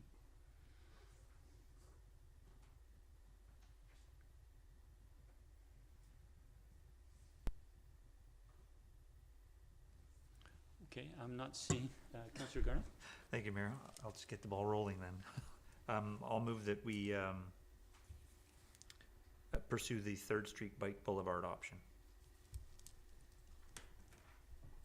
I'll second for Okay, discussion. we have it moved in second, and I'll turn to the mover and then the seconder. I just like the option simply because it saves the parking. And I think it's in conversations that I've had of people who cycle, they seem to think that 3rd Street is a safer area to go down. I don't really have a lot much more to add than that. I just wanted to get the ball rolling in discussion, so I'll leave it at that. Thank you, Mayor. Thank you. I'll turn to Councillor Duck, the seconder. Yeah, I think this would be a great idea to investigate, and through the questions to Mr. Casey. My apologies, Mr. Casey. But I think, is there an opportunity to look at a north-south difference on different streets? So southbound on 5th and northbound on 3rd, for example, because it takes the pressure of losing parking on one street down and takes the traffic down on that. Certainly look at 3rd because it is a favored street for cyclists. We're not looking at trying to push cyclists through this town, so 5th is a straight through, straight shot, and that's not what we're looking to do with our cyclists. We're trying to engage them in our community. And I think by slowing down, whether that's on 3rd or something like that, that will give them more opportunity and better use for our residents to get off of busier streets. Thank you. Thank you, Councillor Duck. I'll turn to Councillor Duncan. Thank you. This is the hardest one for me. From the perspective of the letters we've received and the older demographics concern about parking, moving the bicycle lane to 3rd Street makes sense. From the perspective of the fact that one of the goals of our ATP is an all ages network, I find this the less desirable one, because 5th Street would be, I think, the primary corridor that would be for family use, for children's use. We've got the Friendship Co-op there. A lot of those townhouses have children. There's a large density of families that live along that 5th Street corridor, and we are deliberately even building rentals along that corridor. The Queen's Grocery, of course, is just 1 block up on Rest Haven. That's already a big destination for kids who get their, allowance money and go to buy a popsicle or something. And then, of course, it's the straight shot through to the skateboard park, to Lista Park. So for me, I keep trying to picture how we could make it so that the objective of trying to get those children who all live in that area safely onto the 5th Street and direct them that way so that they can go through and then maybe have only a block or 2 to connect to their destinations. And I can't picture how it would happen. I still think those kids are gonna end up on the sidewalk because, like, there's a lot of places where the children can cycle on the roads. 5th Street is not one of them because it is densely parked on both sides the whole way. This is kind of, it's kind of an impossible situation, and I don't know if there's a way to do this without basically having to say what we're going to prioritize in terms of the destinations people are getting to on the cycling network versus the residential parking on these streets. I know that when we used to actually get quite a lot last term of complaints from pedestrians who said that crossing 5th Street at the crosswalks is always kind of like playing Frogger because of the parking that's on that street. And so I think, anything that we did to actually eliminate parking on one side would probably make it a more pedestrian friendly street as well, not to mention getting children off the very narrow sidewalks on their bikes. And people have talked about coming out of their driveways and having trouble getting out of the driveways because of the density of parking on that street. So it's kind of difficult because parking is a problem for the use of that street already, for pedestrians, for the people who live there getting out of their driveways, and for the safety of cyclists. However, it's a problem because so many people park there, and I'm really stuck on what to do to solve this in a way that works with everybody. And I don't think the 3rd Street Bike Boulevard actually will meet the needs of the cyclists that we have on that street. It would meet the needs of some of the commuters and certainly the people who are doing, pass-throughs from downtown, but I don't think it's gonna meet that key need of the people. Oh, and the library is also on connects to 5th Street, of what we'd actually be trying to do with that network. So for me, I think it would be, in this case, just a straight up delay because we can't figure out what to do with it, or to just accept that it's 5th Street. Thanks. Thank you, Councillor Duncan. Before going to Councillor Rintoul, I want to go back for clarification to Councillor Garnett, the mover. And that was, there was 2 3rd Street options. There was Bike Boulevard and protected bike lanes. You're recommending the Bike Boulevard? Yeah, sorry, Mayor. Just for clarification, we're talking about the stretch that's from Sidney Avenue down to Ocean, right? That's the protected lanes we were talking about. In terms of the general section of roadway, anyways, yes, it's the boulevard. Bike Boulevard. No, I'm just in relation to the 5th Street comment. It's from Sidney to Ocean, that protected bike lanes that were recommended originally, correct? Yeah. Okay, if I could just ask that perhaps the slide is brought up for 5th Street here, which just shows these options, and It's number 3.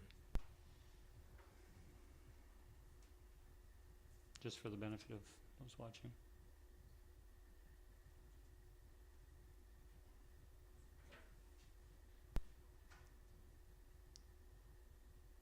There we go. The bike boulevard, Mayor. Okay.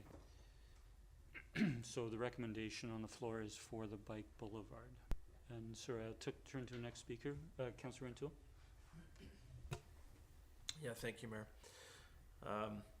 Yeah, this is a challenging one, and I appreciate Councillor Garnett putting something forward for discussion. I think taking a look at the feedback that we've had from the community and listening to them, that the recommendation as it stands in the ATP is one that I've ruled out in my mind.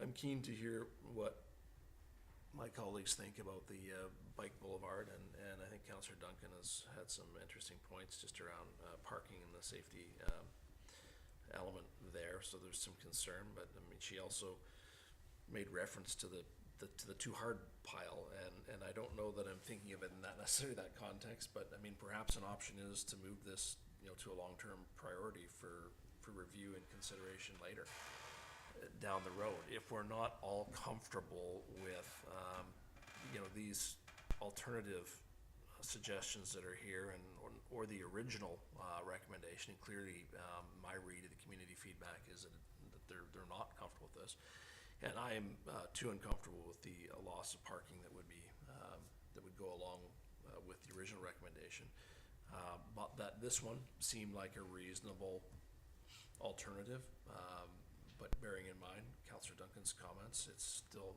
far from a perfect one either. So I'll continue to listen, but in my mind, perhaps it should be a viable consideration to move this to a long-term priority for later review. Thank you, Mayor. Thank you, Councillor. I'll speak next, and I don't support a Third Street Bike Boulevard for some of the reasons Councillor Duncan referred to. It is removed from. It's removed farther east from the main corridor of 5th, and a large part of the population is west of 5th. But the other is that a bike boulevard,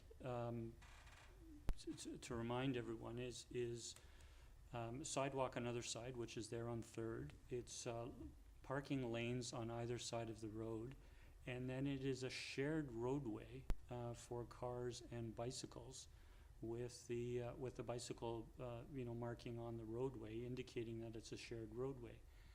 The speed limit's 30 kilometers through that corridor, but it's a situation, particularly in the downtown portion from Sidney Avenue to Bevan, and businesses do extend just a little bit south of Bevan.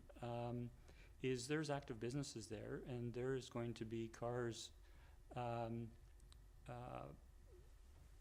moving in and out of the parking spaces with some frequency, and there's what will the acceptance level be, the comfort level be, the safety, the comfortability with cyclists, knowing that they're sharing the roadway with vehicles who are traveling 30K, and having cars moving in and out of those parking spaces, which, for example, Bowerbank as a bicycle boulevard has dramatically less parking on the roadway, which would have that impact, have that potential impact on cyclists. So I'm not in favor of it for a couple of reasons. One is the location of it in terms of the central part of our community coming into the downtown. And the other is actually from the safety. So I accept the recommendation of that the 5th Street corridor is actually the best corridor for a cycling corridor. We have asked questions about, can it be designed so, it's two-way cycling on one side and maintaining parking on the other and that sort of thing. Again, I've certainly seen in the public feedback that there is not support for broad support for this priority and the next priority on Bevan, and because we have a recommendation on the floor for 3rd Street, I'm not going to speak to the 5th Street pros and cons, but I'm of similar mind to consider changing its priority should this motion not move forward. I'll leave my comments there. Councillor Novick. Thank you. I'm not sure I like this any better than Fifth Street. One of my bigger concerns is that Third doesn't actually connect at this point with Ocean. There's a fairly steep rise there, and I'm not quite sure that that it's actually feasible to ramp that comfortably for bicycles. So they're either going to have to, when they get to Orchard, they're either going to have to go left to Second or right to Fifth to get back onto Ocean. And so if that's the case, then you might as well stick with Fifth. So I'm not convinced that the 3rd Street Boulevard is a solution. Thank you. Thank you, Councillor Novick. That was actually another point I noted about that 3rd Street Ocean connection. Could staff comment on what I realize detailed design hasn't been done, but I know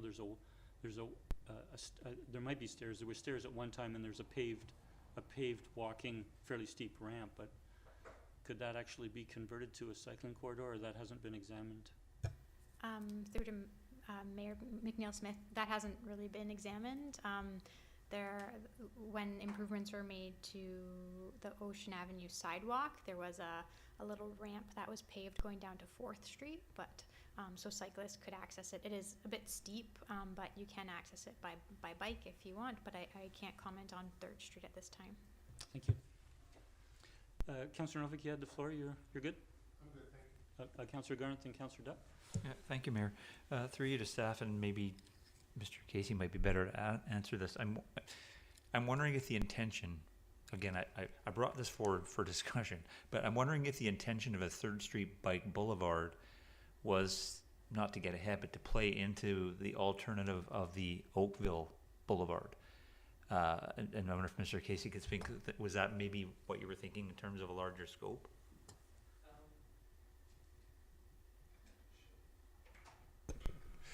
I think so. Facility type and sort of cyclist experience would something very similar we had in mind. In terms of jumping out in front, I think like our intent was that if 3rd Street was the preferred alternative, it would extend all the way south to Ocean Ave, and then that sidewalk that was just put in place is a nice wide sidewalk, so it could probably become a multi-use facility of sorts, rather than lean on Oakville to go east-west. Thank you. Yeah. Thank you, Mayor. Thank you. Councillor Dutt. Yeah, just to follow on some of my colleagues' concerns, I think that this can't be moved down in the priority orders because we do need a north-south connector through Sidney. That's defined. And my bigger concern is that 5th is an arterial, and we're never going to change that because we have a road coming in from the south, and a lot of traffic comes in that way, and at some point connects onto Rest Haven. So I think we should be looking at an alternative road that has less traffic. I think 3rd offers that opportunity. Certainly going from 3rd on to Ocean is just a construction issue. That can be resolved quite easily with some sort of ramping up. And I think the reason there's so much parking on 5th right now is we have high density housing on those blocks all the way through, and that's never going to change. That's going to continue through. And I think 3rd offers a much quieter, much calmer opportunity for our residents to move through the town. Thank you. Thank you, Councillor Dutt.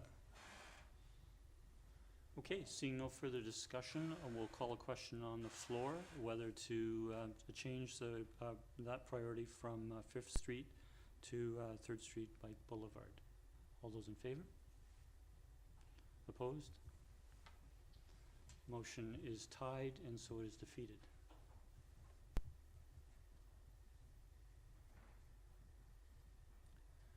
So we don't have a change to what, with that motion defeated, we don't have a change to what is in the active transportation plan. We could be challenged this evening, Council, with 6 members in attendance, and a split vote will defeat a motion on the floor. I would turn to colleagues if there is another motion to come forward to discuss with regards to this corridor. Councillor Rintoul. Thank you, Mayor. I'll move to see this item placed as a long-term priority for later review. Do we have a seconder for discussion? I'll second the motion for discussion. Councillor Rintoul. Yeah, thank you. And, you know, I think it was that, you know, some of what Councillor Duncan had to say certainly, and what the mayor had followed up with around just, you know, visioning this as an unprotected bike boulevard along 3rd, you know, where it helps alleviate the parking concerns, certainly. I'm leery of seeing an adjustment to the bike boulevard concept on what I would still consider quite a busy thoroughfare in 3rd. Also with a lot of driveways from units that are highly, some high volume units in terms of traffic movements along that street, and a concern with respect to safety, I suppose. I think there's some other initiatives throughout the ATP that we could likely see as improvements that would help address this and perhaps enable us and staff to see a clearer path forward for this north-south corridor. Thank you. Thank you, Councillor Rintoul. Turn to other speakers. Seeing none, I'll speak at some length on this, and that is, and I'll begin with the public input. And for those in attendance or might be watching online, I want to thank members of the public. We had an extraordinary level. In fact, I think staff have reported that we have not had this much input to a town initiative, and I want to thank the residents for and stakeholders for all of their input. While you're 7 elected members of council, many of us have lived in the community a long time and certainly have personal experience to draw on in different roles we have in the community. We cannot make the best decisions for our community going forward without the input from our residents, and I learned a fair bit reading the some 350 pages of input from residents, and I'm drawing upon my summary in 5 points is really drawing upon those points. Some points I had and was waiting to read the input, and it came out in the input. And the first is not sure what. Well, I'll start with the survey itself, and we know that there are 9 cycling priorities in the active transportation plan, and the question 10 was asked, please select your top 3 cycling projects from the list below. And for example, this 5th Street protected bike lanes had 28% people who put it as one of their top 3 priorities. However, 72% of people who didn't put it as one of their top 3 priorities aren't necessarily opposed to it. It wasn't their top 3 priority. Now, in the general feedback, we have had a lot of concern from the residents and businesses at large about the removal of parking spaces, just because of the use of those parking spaces, but particularly given the nature of a number of the businesses, whether they be medical clinics or other medical related, you know, in the 5th Street and Bevan corridors. But the first possible response was, I do not want to see any new or improved cycling projects within Sidney, and 46% of respondents replied with that. And that's an indication that we have some way to go.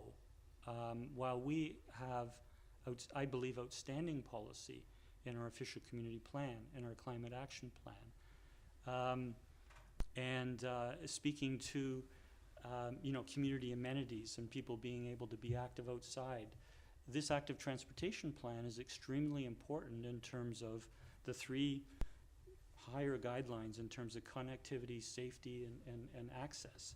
So I understand that, but to me, the public input is clear that they do not want to see this. Either they do not want to see it at all, or they don't want to see it as one of the higher priorities. That's one comment in terms of support for this particular, public support for this. Other comments brought to the fact, and this is on page 22 of, under section 2.4 of the Active Transportation Plan, how we move.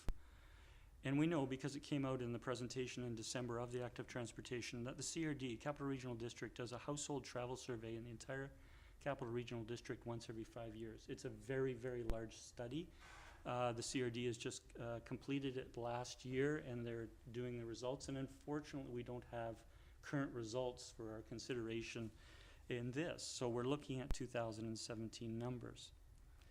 But it speaks to how many people use cars, cycle, walk, or transit in all of their trips, whether their trips are within Sidney, whether they're coming to Sidney, or whether they're going from Sidney to somewhere. And within Sidney, 3% of trips are made on bicycles. Going to and from Sidney, 2% are made by bicycle. So the Active Transportation Plan speaks to a desire. One of the purposes is you want to encourage mode shift from vehicle to cycling, walking, or transit. For climate reasons, for health reasons, for reducing congestion in our parking in our road corridors, and I'm very, very supportive of that.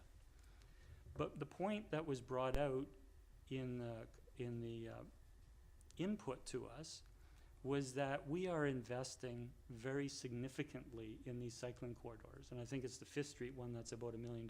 It's 900 to 1.1 or something like that. And you have to, and the question that was raised in some of the letters and that I have in my mind is, what's the return on investment?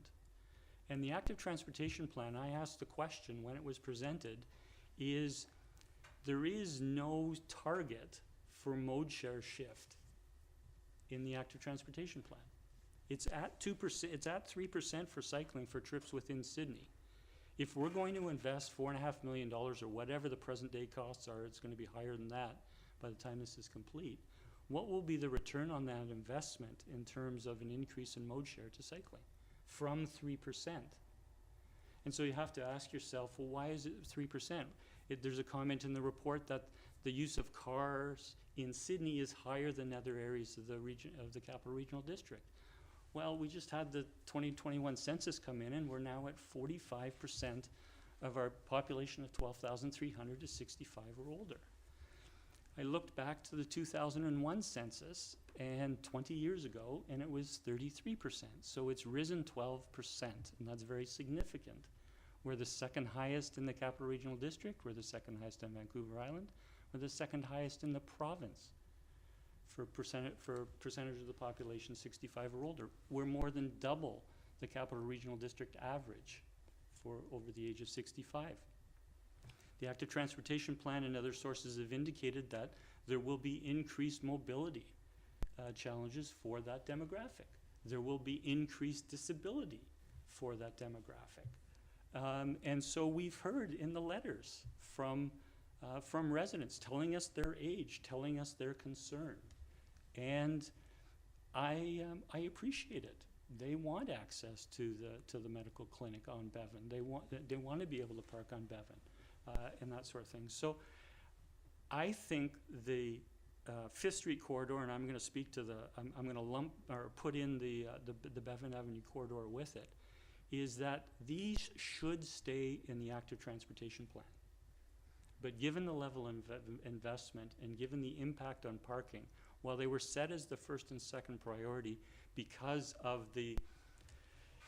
they would be the busiest corridors, given that they're located in downtown or proximal to downtown, on either side of the downtown, it makes sense while you're prioritizing it. But from the community input, they're not supportive of these being the higher priorities at this time. And I will speak further when we come to some of the other cycling corridors.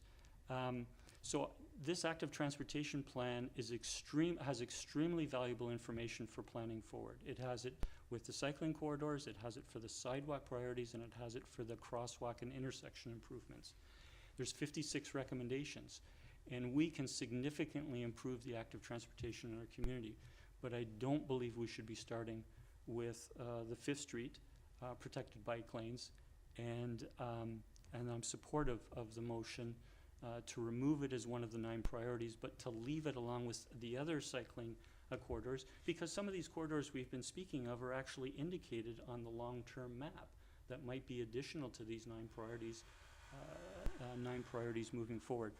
Sorry, I spoke to I said I want to speak to a few factors. So I spoke to the overall survey results. I spoke to the mode share and what do we expect for return on investment in terms of increasing the mode share. The third one I wanted to speak to is in terms of removing parking. I spoke at the meeting in the main presentation in December of this plan, and I asked if there was any. I mean, there was comparison to the 2016. Sorry, this was the traffic study. But the point is that we have pedestrian counters. We've had pedestrian counters in our community for some 10 years now. And the pedestrian counter at Beacon and 4th, close to the center of downtown, registered over 807,000 pedestrians going through that point in 2019. It dipped to 566,000 during the worst of the pandemic. In 2022, it was 714,000, and that is 12% less than what it was pre-pandemic. And I believe, as I believe the majority of the business owners downtown believe, and as I believe probably most of the residents that support the downtown business community, we're going to get back to 807,000 downtown, and we're going to go beyond that. Look at the additional commercial space we've had on 3rd Street come in, and so on. So I realize that this is a point in time. That was a point in time traffic study, and this is a point in time active transportation recommendations. But I think removing parking spaces at this time, when you can anticipate a return to growth, a return to activity in the downtown. Now, those 93,000 people that weren't there in 2022 that were there didn't all come by car, but a significant portion, and you can read into the other numbers, 74% use a car. Well, that's 74% of 93,000, or however you want to do the math. So I mention it because I think those numbers are significant in terms of how we have not yet recovered from the pandemic in terms of the pedestrian activity downtown, or the people activity downtown. The last I want to make is related to that, and the businesses have shown concern, and they've come through a pandemic where they've experienced the greatest challenges of their business lives, and now they're in very challenging economic times. We know the factors: inflation, supply chain, hiring, and so on. And I just don't think, and I realize that this would come to a budget in 2024, and maybe the economic factors will have improved greatly by then and that sort of thing, but I don't think signaling this at this time during the recovery that businesses are looking for and the current economic conditions is the right way to go. And my last point is I'll just restate, is that it's the nature of the businesses in that corridor. So that is me very much in support of the motion, but also keeping this priority and others in the active transportation plan. I'll turn to Councillor Novick. Thank you, Mr. Mayor. I would like to propose an amendment to this motion, and that would be to include the Bevan Street bike lanes and the Mill Street bike lanes to this motion. I appreciate what your intent might be. It might streamline our process in terms of discussion, because certainly I wouldn't repeat everything I just said for another bike lane. I think I would see some blank stares and get the message. But I think it is best to proceed, because we may have other comments about those particular corridors you know, when we come to them. I can't stop you from putting the motion on the floor. I'm not gonna make a ruling that it's inappropriate. I just think that there's, I think there's some unique discussion that we might wanna have about those others. And we'd have different options for them as well. Fair enough. However, if we're gonna move the bike lanes on Fifth to a later priority, I think it makes sense to look at the biking network as a whole and in the same light, since they're connected. So if there's a seconder for the motion, great. If not, it'll die on the floor. Okay. I don't see a seconder, so. Thank you, Councillor. I appreciate the intent of trying to move us forward effectively. Further discussion on the motion on the floor? Councillor Duck. Yeah, just actually two questions through to you and the maker of the motion. If currently you're talking about C1 and the priorities for C1 through C9 for cycling projects, what would happen to this priority? And would it fall to the bottom? I'm just getting clarification on where you see the priority of it being relative to the other cycling projects. Yeah, since I spoke a little more at length, I'll offer mine and then can certainly turn to the mover. My intent is that it doesn't have a priority, that we don't assign number 3, number 8, number 9, because I believe we are going to get whatever is the first priority, whatever the first cycling corridor is, whether it's a protected bike lane, whether it's a cycling lane, painted cycling lanes, or whether it's a cycling boulevard. We're going to learn from that wherever that happens in our community, and I would prefer that we look at resetting priorities when we've learned from that experience. I'll turn to the mover. Yeah, no, likewise, I think the language I used was long-term priority. So, yeah, moving it off any sort of numbered priority, giving us the opportunity, I think, to evaluate, you know, how any initial changes unfold and look to see it addressed in the future. Thank you. So, Councillor Duck, you have the floor. Extending from that, a question arising through to you to staff and maybe Mr. Casey. Is the intent of these priorities C1 through C9 to keep them in that same order, or is it, you know, is the option to move them around? I mean, you're talking about the east. Right now, we're talking about the north-south corridor, but there's also the discussion of the east-west. Just clarification on that, please. So I think the intent with the sequencing that's presented in the draft plan is they're presented in order of priority, or the order they would be pursued for implementation. But I don't think anything in there would preclude council determining an alternate priority. Okay, thank you. And so on to that, I would just, if this, we're actually considering C1 being moved, but really what I'm hearing, both from your responses from the mover and the seconder, is that we're moving all cycling priorities to a later period of time. Is that correct? Sorry, I think that will be a discussion as we get to some of the other options. What I will note is that recommendation 3, priority number 3, is the Bower Bank corridor, and I can certainly speak to that. I mean, I would see that as an appropriate first start for the cycling corridor. It's a fairly long stretch, and I think, as I commented earlier, I think we would learn significantly from that. Thank you. Any further discussion? Seeing none, I'll call the question. All in favor? The motion carries unanimous. Thank you. And so just to keep in order of the report provided to us by Urban Systems, I'm going to turn the page and go to what I believe is the Bevan Avenue bike lanes. Councillor Duncan. I'll move, we go forward with, I guess, C as they've suggested on here, which is to do nothing with the Bevan corridor. Sorry. So I just want to make this is a clarification before we look for a seconder. And that is, are we looking to remove it from the active transportation plan or remove it as a priority? Oh, yeah, I would remove Bevan. In my thought, I guess these do kind of, the way the table is set up,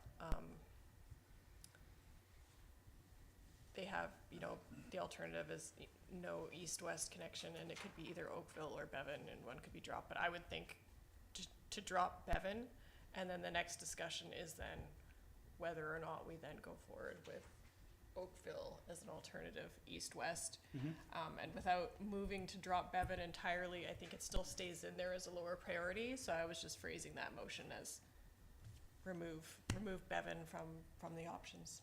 Okay, I'll so, second that as a, sorry, I'm just clarifying, and I'll take your second, or I'll take your second, and I'll just clarify that. So it's removal from the active transportation plan. Okay, Yes. thank you. that's Okay, I'll second. turn to the mover and then the seconder.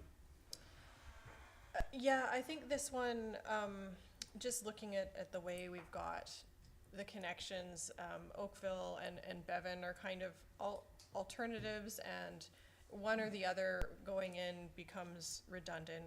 We've had some discussion about Oakville and its viability, or Bevan and its viability. I think there isn't, I can't foresee a future when we would cycle back to Bevan, and if we do go forward with Oakville, it wouldn't become necessary later, I don't believe. So it's either Bevan was the higher priority and we put that one in, or we just don't put it in at all. And since it was so controversial, it seems easy to drop this one and then go forward and see if there's a better alternative east-west corridor. Thank you, Councillor. Duncan, I'll turn to Councillor Novick. Thank you, Mr. Mayor. I think in all good conscience, given the amount of feedback that we've had on this project, and more specifically on Bevan, I'd be very hard pressed to, well, I would feel very uncomfortable in seeing it proceed as it's presently is planned. I'm not convinced, and in the same light as Councillor Duncan is saying, that we actually need an east-west corridor. When you look at the town from bird's eye view, we have a lot of length north to south and fairly little width. So having these dedicated corridors for east-west, I think, is superfluous. There are plenty of options for traveling east-west, and depending on where people are coming from, there'll be plenty of alternatives. And so I would be quite happy to take that out, leave parking as it is on Bevan. I think removal of parking would cause more harm to the populace of our town than any benefits that could be accrued by taking out parking and putting in dedicated bike lanes. So I'm quite happy to see Bevan removed from this project altogether, or conversely, if at a later point further down the road, and that's where my question regarding the review at a later date comes in, I would consider looking at the possibility of a single lane of bike traffic on Bevan without removing a second row of parking. But at this point, I'm quite happy to take it off the table altogether. Thank you. Thank you, Councillor Novick. I'll turn to other discussion. I'm not seeing discussion. I'll try an amendment, and because I'm supportive and I've motivated a little bit to it, and that is to keep it with not have, well, sorry, I don't know if it's an amendment. It's to not have it as a priority. So it's to keep it in the active transportation plan, but not assign a priority to it. So it would be in long term. I think there's valuable. I'm motivating. So I'll move that it stay within, that it be removed as a priority, is my amendment, and be kept in the plan. Normally the chair rules whether that's an appropriate amendment or not, or whether it's I too significant. feel like that's an alternative motion, but Well, the thing I is did if this say motion outright passes to, then he won't be able to discuss it, and I I think won't be he able has to put it points back that in he the wants to be able to discuss I won't be able to and put so it back in the plan. I'll pretend that's an amendment and accept it so that he can make his argument for why he thinks it should remain in the plan as a low priority. So I'll be brief on it, and I just think that a lot of thought, a lot of research and study and experience that Urban Systems has used from other communities has gone into this design. It's a design for a cycling network for us to consider, and we have to decide what the priorities are moving forward. And I think this is going to shift as we embark on beginning with a cycling network. We're going to learn from it, and we can adjust our priorities. And I just think it's valuable information to retain within the active transportation plan, and affords us the opportunity to come back to it rather than having to reinvent it 3 years from now or 5 years from now.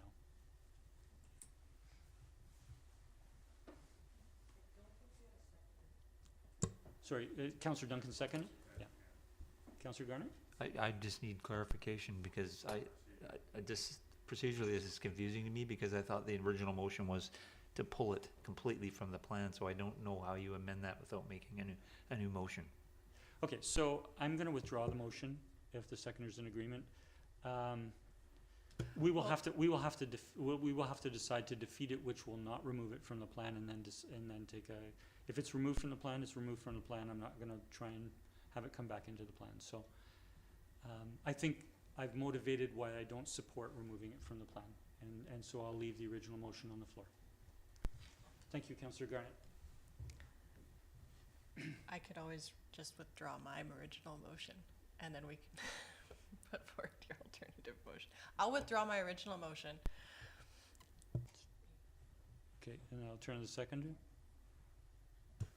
Well, I'm okay with that, and now that it's off the floor, I'm quite happy to make a motion to move the Bevan bike plan to a low priority status, or a later priority status. I'm not sure how to describe it. To move it as a long-term priority, which Or means it long-term doesn't have priority. a ranking at this point. Yes, that's good enough. So that, we have a mover Second. and a seconder. Any further discussion? Councillor Rintoul? And so, just to clarify, if we do that, I take it that eliminates a discussion or a motion to support option B in table 2, which is Oakville Avenue Bike Boulevard. Is that correct?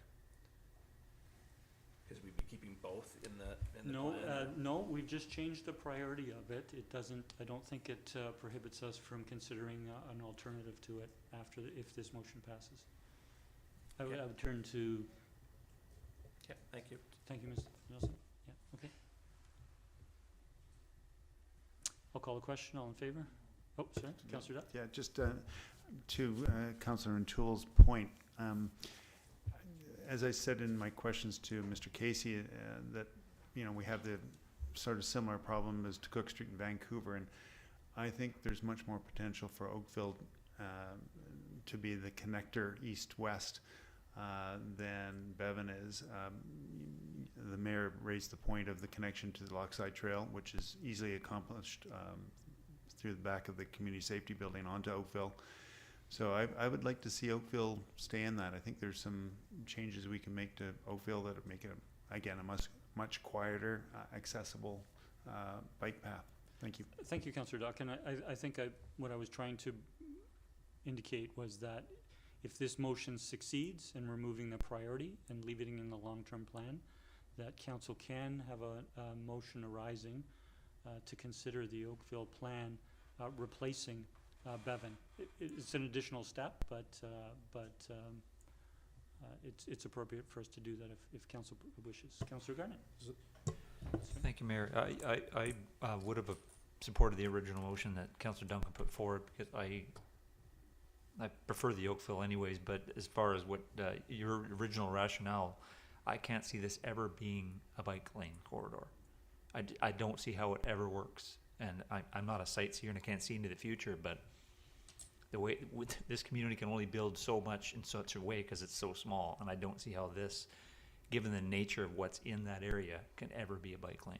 So I won't support the motion. Thank you. Thank you.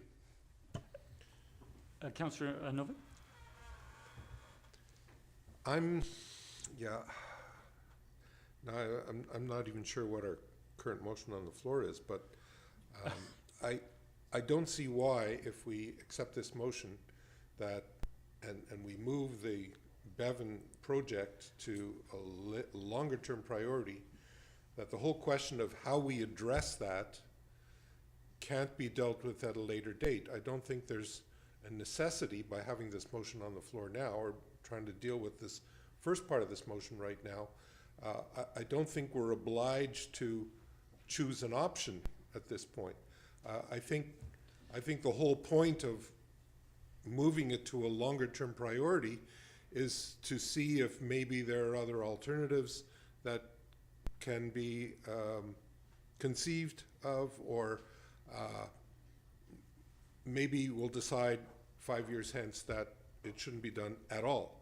So I'm not sure why we're even talking about the option in light of the current motion on the floor, which is to simply put this as a long-term priority, which simply means we don't have to address it now. That's how I see it. Yeah, thank you, Councillor Novick. I think it was reasonable for a council member to bring forward procedurally, could we consider ocean if we pass this motion? And we've indicated that we can do that. If I will leave it to councillors who are interested, if they wish to discuss ocean as an option at this time, once we've done this. Basically, we're removing by this motion that is on the floor, we're removing Bevan as a priority. It doesn't, it allows the opportunity, if there are council members interested, to have a discussion with regards to Oakville. So Councillor Duncan. Yeah, thank you.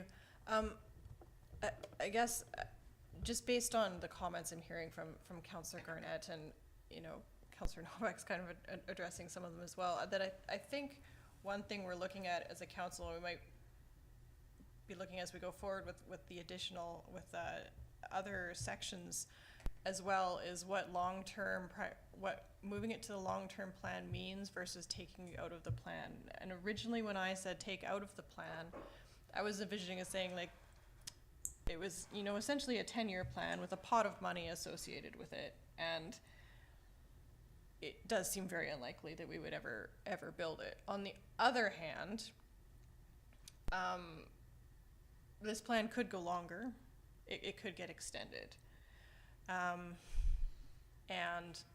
I do understand the mayor's point about kind of having it in there as this placeholder to show that this work was done, and that in kind of ensuring that in future iterations of the plan, that doesn't get dropped simply because it was removed and it's not being carried forward. And so I appreciate that, but I think the other thing that having it remain listed as long-term priority, or I don't even know if I like that either, but it's simpler right now, is that what it does is it keeps that pot of money that we've been talking about for a network, which includes sidewalks, other potential bike lanes. And it seems like we've never really talked about the overall plan itself being too expensive, but more about what we were going to choose to spend money on, and whether some of the alternatives within that plan were worth the money they specifically were. And so kind of keeping the plan at the size it is, but deprioritizing some of them, knowing that as we build, it's keeping it flexible, I think kind of makes it simpler in the terms of keeping that pot of money available. And I know that because we are already discussing this as a confusion of what does dropping versus moving to long-term mean, the public may have that concern as well. And I know I definitely heard that concern from people in the beginning when they said that just because we had it in the plan that was going out to public consultation meant that the consultant had decided that was how a cycling network would be built, which is of course never the case, right? It's that we would go to a consultant and say, you know, if one was to be built that was meeting these objectives, what would it look like according to, you know, your technical skills? And they brought that back and they did a good job. And then at that point, we look at whether that network is needed or wanted by the community, and then we adapt it. And so what we have, I think, is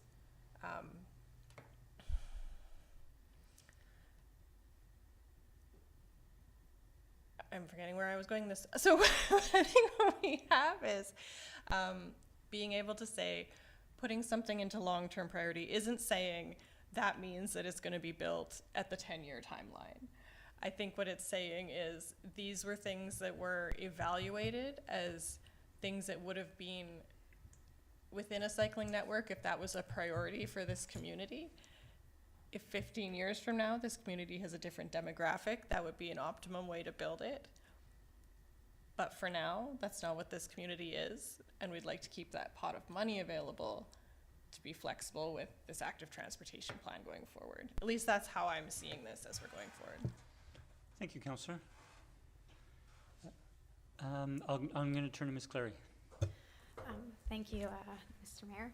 Just to clarify, there is a map in the active transportation plan that is the long-term network plan, and I believe that is where this project would lie. And in the next iteration of the active transportation plan, which in the plan it recommends it being reviewed at the 10-year mark and redoing it, that would be reviewed at that time.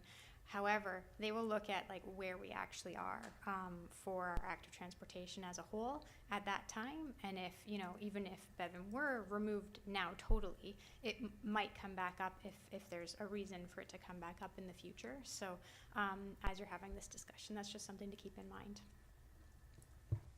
Thank you, Ms. Clary. I'll turn to Councillor Duck. Yes, I appreciate that clarification, because I think that's the challenge we're going to face with a active transportation plan going back to the public, that it's still going to show Bevan and 5th Street as major arteries in the cycling network coming forward, and we've got to find some way to communicate that that's only the intent but not necessarily the plan, whether it ends up being Oakville or 3rd or whatever. We'll still have an active transportation plan that shows that map demonstrating those routes. So I think we need to be careful in that area. Thank you. Thank you, Councillor. Seeing no further discussion, I'll call a question. All in favor? Opposed? 2 opposed, Councillor Duck and Councillor Garnett. The motion carries. Thank you. So we'll turn to page here, stay on schedule. Mills Road. Could we just bring up that slide, please, staff? Thank you, Mr. Humble.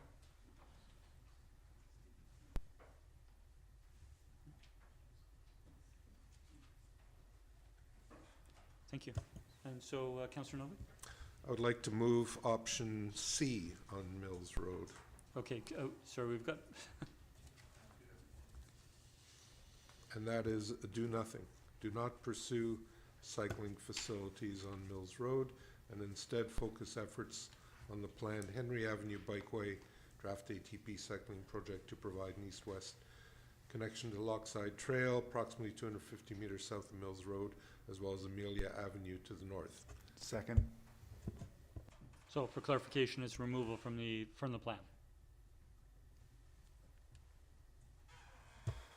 I guess that's well, it doesn't say removal from the plan, but it does say that I'm seeking the clarification. It Do says nothing can leave it as a long-term priority, or is it can be removed from the plan? I'm saying to follow item C, which says instead focus efforts on planned Henry Bikeway as well as Amelia. So I'm just going with what the recommendation is, or the option recommended is from Urban Systems. Okay, as the mover, I'm seeking clarification as whether in your motion you are looking to have it removed from the plan or be retained in the plan under a long-term priority. We realize that you're indicating other priorities to this.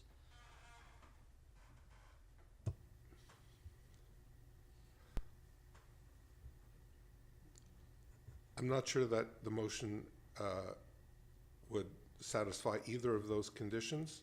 So I'm asking you to amend the motion to clarify.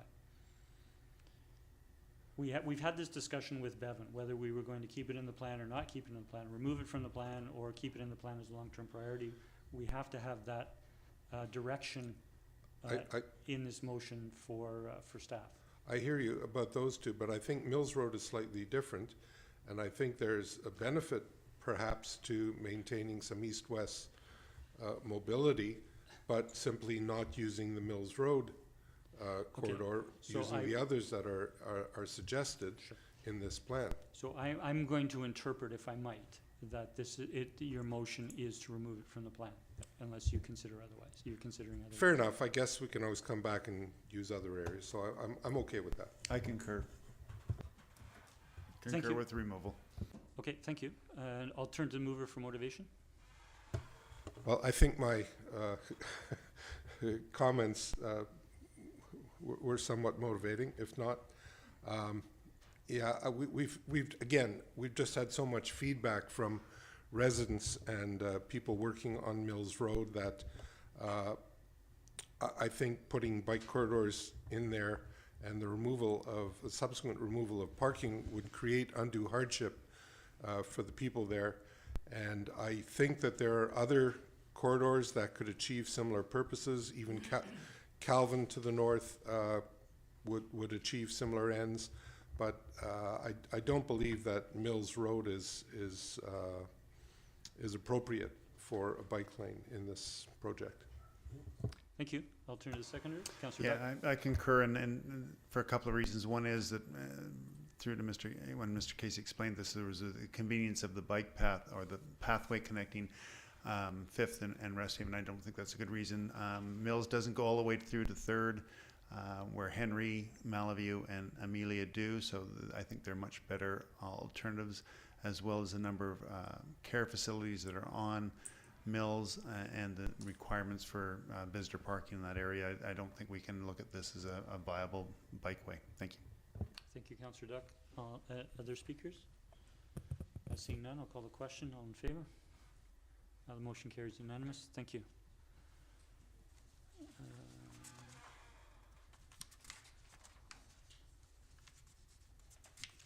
So now we're coming to the Ardwell sidewalk. Thank you, Mr. Humble.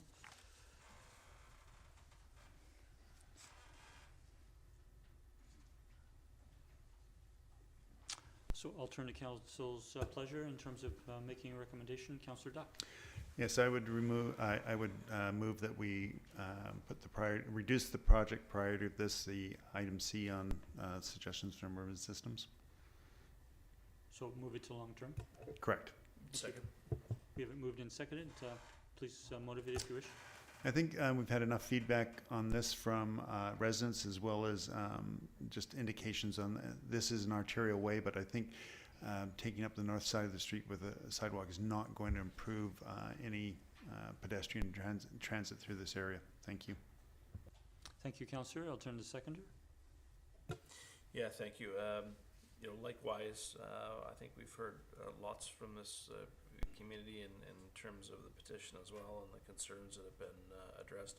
I like that this is retained, in the plan and gives us the opportunity, the town the opportunity to address this further with residents and perhaps, look to what else may make sense in the future.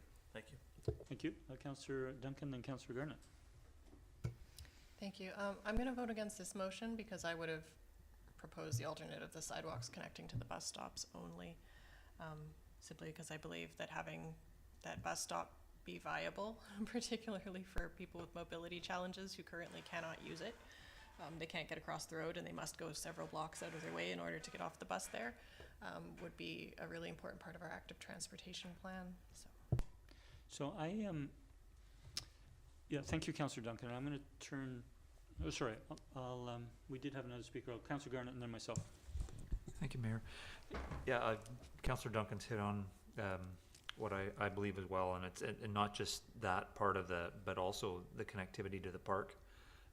But from a safety perspective, I understand the rationale for placing this in there a long-term priority, but I think the safety of the people who use this bus stop is a priority. So I would prefer to have seen at least this done at this point to provide the safety measure for our residents. Thank you.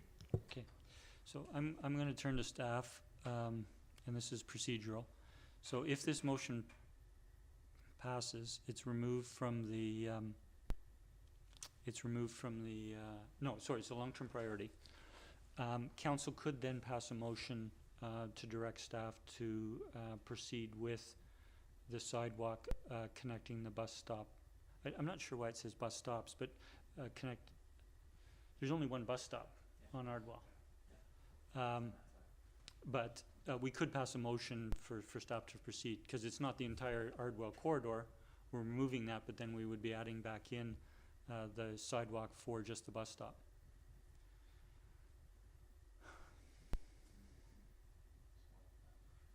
So it's a procedural question. Mr. Humble? It seems reasonable from a staff perspective. I don't see why not. Yeah, so I would just ask colleagues to consider not supporting this motion when there is the option to actually bring that as a motion arising, because it's something different. Okay. Yeah, and I was going to speak to that, so I won't speak now. Any further discussion? I'll call the question. All in favor? Motion carries unanimous. I'll turn to Councillor Duncan. Yeah, I will have a motion arising then that we have the sidewalks connecting to bus stops only, proposed as part of the for Ardwell. I don't know if you need me to assign it a priority or if we keep it as the priority it's currently on there. What's the number 2 cycling, it's the number 2 sidewalk priority? Okay, yeah, it would definitely not be, I just don't know where I would put it as a number. It's a lower priority for sidewalk improvement for sure. At this point, I would just remove the priority. I think it's... Okay, but I would like to add back in that the Ardwell Avenue sidewalk connecting to bus stops remain in the plan, but not assign it a specific priority at this time. I'll second that. Sorry, for clarification, so my understanding is, having been along that corridor quite frequently, is that there's one bus stop. And so seeing what staff have gone forward with at Bowerbank and Ardwell, where there was new sidewalk on the west side of Bowerbank from Ardwell to Percy, whatever that first street is, because there's a bus stop there, and it allows that connection. So my understanding of this is similarly, that bus stop is on a relatively short block, and so staff would be considering putting a sidewalk just in that block to accommodate the sidewalk. I should, when I asked the consultant about this, he did clarify that it would include a crosswalk. So perhaps I should add that to the motion, that it's the sidewalk connecting to the Ardwell bus stop plus crosswalk to the park connector.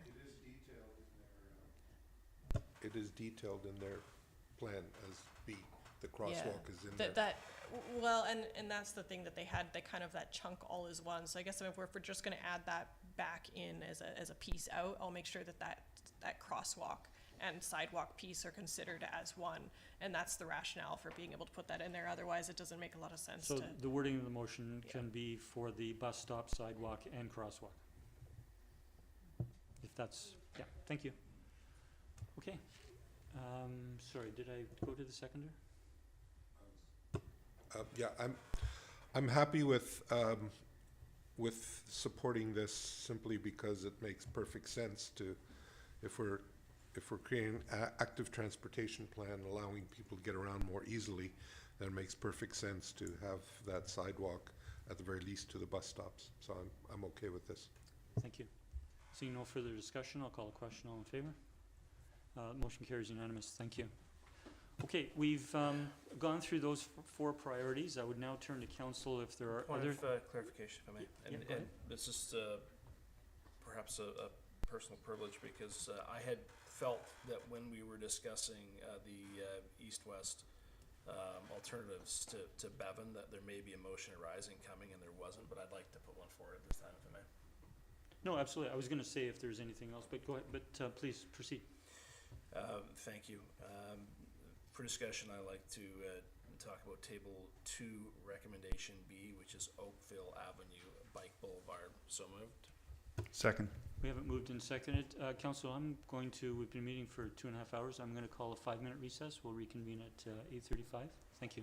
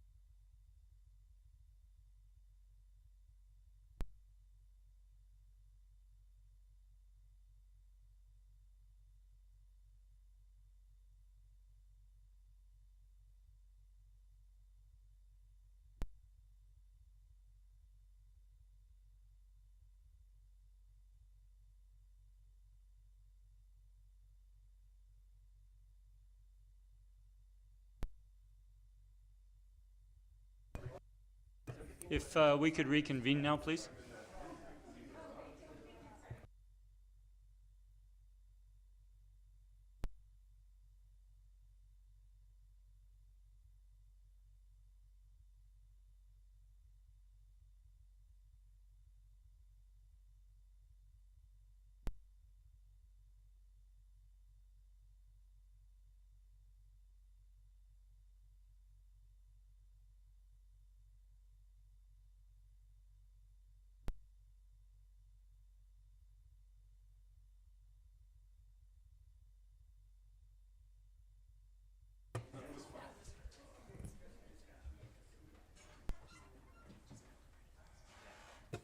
Okay, colleagues, we're reconvened and we have a motion on the floor moved by Councillor Rintoul and seconded by Councillor Duck. I'll turn to Councillor Rintoul. Thank you, Mayor. I'm going to withdraw my motion on the Oakville Avenue Bike Boulevard. Concur. Okay, so the motion is moved from the floor.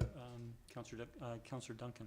I'm proposing a new motion, which is currently on our long-term plan, or on our plan, we have a proposed bike lane that goes from Ocean and then down First, and I'm going to move that we would move that to being the priority, to being a priority bike lane for the east-west corridor. Second. So just to clarify, you did mention First, but the priority is Ocean from First to the Lochside Trail, or to 8th? Yeah, correct. It goes First and then around the curve to Ocean, but then I know that from that cul-de-sac further west towards Lochside Trail, there already is a bike lane. I don't believe it would require improvement, and it's no. Just for Did it clarification. change? I used to use this bike lane.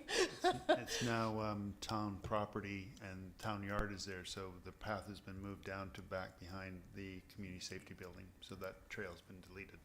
Okay, so I will, apparently it has been a long time since I used that trail. Yeah, so it would be Ocean from the Lochside, from I guess the 8th Street or the Lochside Trail, wherever it used to connect up there, to the First Street segment. Sorry, from Lochside to First Street. Sorry, from 8th, sorry. The Lochside Trail gets weird there. 8th, from the 8th Street down Ocean to First Street. Okay. The segments that are currently in there, to put those as priority. Okay, we have that moved. We have a I seconded it. Sorry, you seconded it? I'm sorry. I'll turn to Councillor Duncan. Yeah, thank you. So currently, it was in my recollection that there was a bike lane on part of that, so I knew that that part was okay. We've been discussing whether there was a viable east-west alternative, and Oakville was proposed, but obviously other councillors have already raised issues with those. This one is further from the town center, but it does seem to connect up better to where there are existing connections to the 8th Avenue, and then where the trail next to the highway does end up connecting up to the Lochside Trail, and it does still provide kind of an east-west connection, and then back down into the downtown with, I think, probably minimal disturbance, and it's already in the plan. Thank you. I'll turn to the seconder. Thank you, Mayor. Yeah, no, I thank Councillor Duncan for pointing that out to me during the break as an option. I think an east-west corridor is important, and that seems like it would be suitable with less traffic and implications. Thank you. Thank you. Just for clarification, this is a painted bike lane? I'm actually going to ask through to staff how they had that in there. It just says proposed bike lane, and I actually don't remember. I think it was a painted bike lane. But Turn to they Ms. can Clary or clarify. Mr. Casey? Yeah, or Mr. Casey. So that's correct. The identified facility type in the draft plan is painted bike lane. Yep. Thank you. So if that could be included in the motion, please. Thank you. We've had mover and seconder, Councillor Garnett.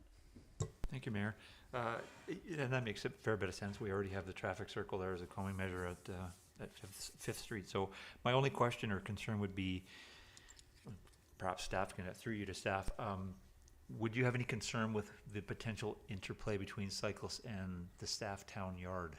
And because pretty big vehicles come out of there, so how we could provide some safety measures around that aspect. Through to Councillor Garnett, thank you for bringing that up.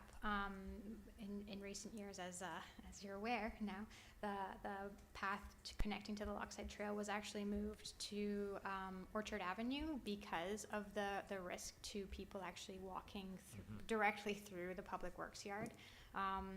And there is signage for people trying to access that to actually go down, I believe it's 7th Avenue or 7th Street, to avoid going up directly adjacent to the yard.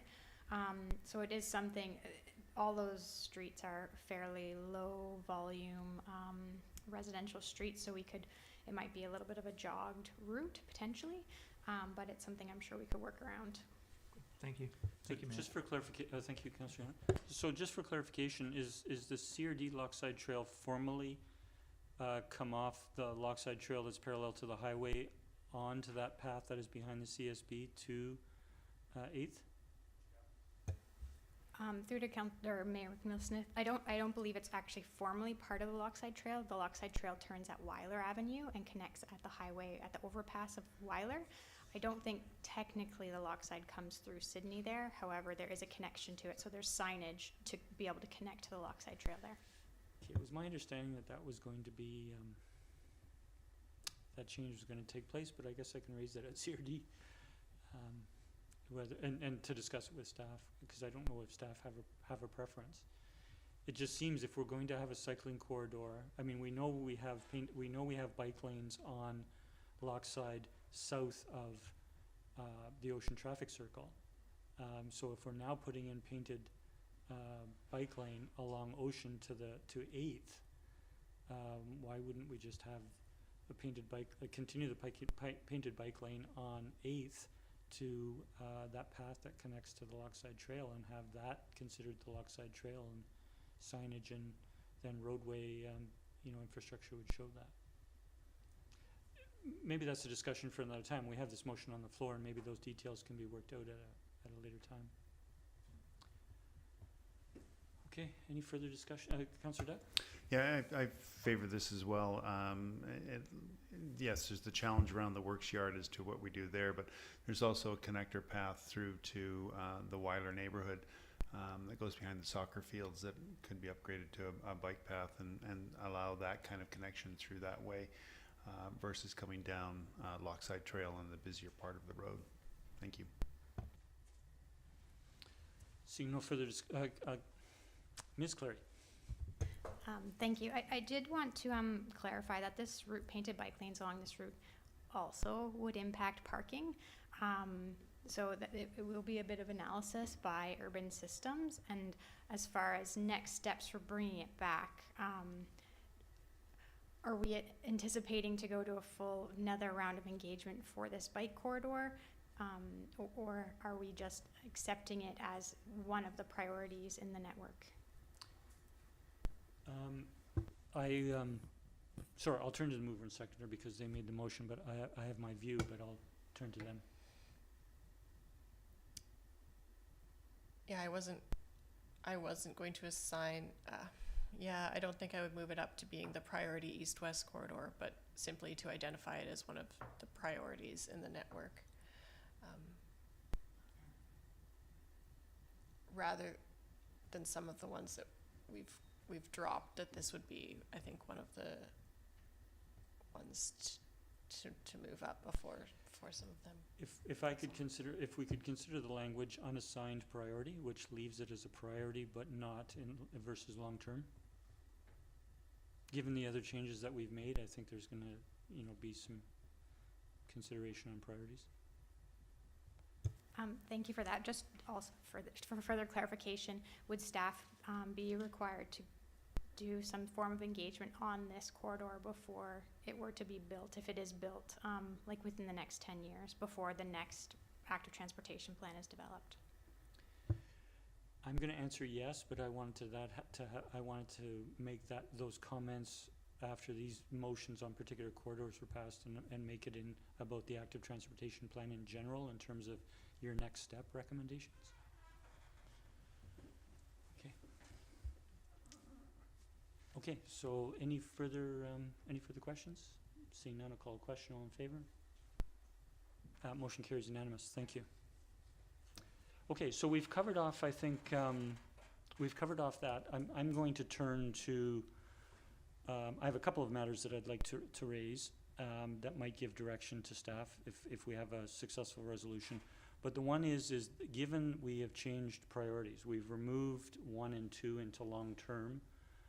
We've now made a change to, or we've added another priority but not assigned it a number, is I would like to, the Bowerbank corridor was identified as the third cycling priority. I would like to suggest that that is prioritized as number 1, and that the remaining priorities that we haven't discussed tonight no longer have a number priority, but they are listed, they are grouped as the priorities. We've already done that with the ocean. It doesn't have a priority, but it's in a list of priorities. And so I'm gonna make the motion, and then I'll motivate rather than motivate as I'm presenting it. So I'm gonna my motion is that the Bowerbank corridor become the first cycling priority, and that the other remaining priorities, and I don't know what the number is now, the remaining priorities are no longer numbered, but they are in the priority group. Second for discussion. Okay. I spoke to this a little bit earlier, and I think we are going to learn significantly from the Bowerbank corridor if it goes forward, and that the learnings we will have for that will allow staff, and if staff feel they need to make a recommendation to council that urban systems should be involved in setting future priorities, then that could be a discussion for budget or strategic planning. But I think rather than discussing other cycling priorities, and I have some comments about those other priorities, I think I'd like to see us get started in the cycling network, and I think Bowerbank was identified as the third. That would be an appropriate starting place, and then move forward at a later date. Councillor Dutt? Just seeking clarification on that. So by the Bowerbank corridor, you're speaking about from Ardwell through to Mills and then down to Siddle and through to Henry, or just as it's identified on the cycling map, yeah, our priority cycling network. It goes all the way from McDonald Park Road, Melville, Bowerbank, all the way to Mills. I believe that's the segment. I don't know if this segment also goes along Siddle to Henry. Henry looks to be a separate number 5 priority. So would it be accurate to say that it's from Melville to Bowerbank and on Bowerbank from Melville to Henry? Okay. So my question through you to staff is that when this was originally proposed, it was to be a favored way for children to get to school, and if we're eliminating Siddle and Mills out of that, we've eliminated Mills, but we've just had clarification that Siddle is included. Okay, sorry, I didn't hear that. To Henry. Okay. But Henry was identified as a separate priority. Yep. No, thank you. Yeah, thank you. Councillor Garnett. Thank you, Mayor. Through you to staff, just turn your mic off. Through you to staff, if you could comment on, or are you finding that this particular motion gives staff enough direction? Or is it like just having the one and then having the other ones grouped? Is that enough direction for you, or is that too vague?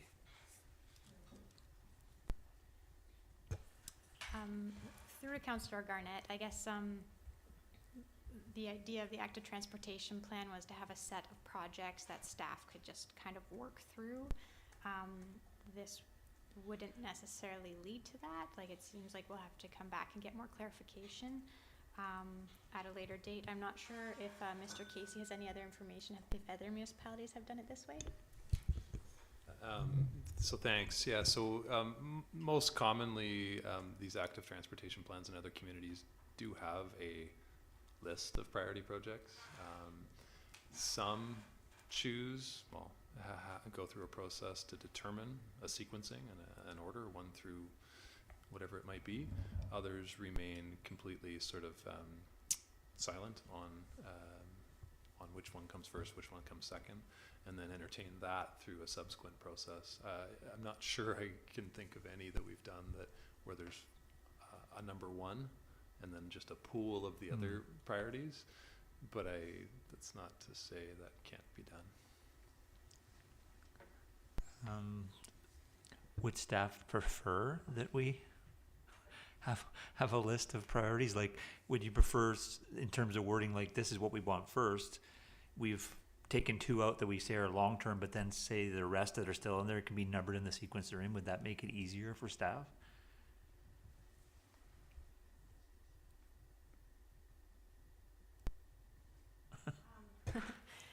Through to Councillor Garnett, it does make it easier for, you know, budgeting in the future and everything to have projects in a general time frame, so we can determine approximately when each project will happen, and we can make sure we are budgeting for that.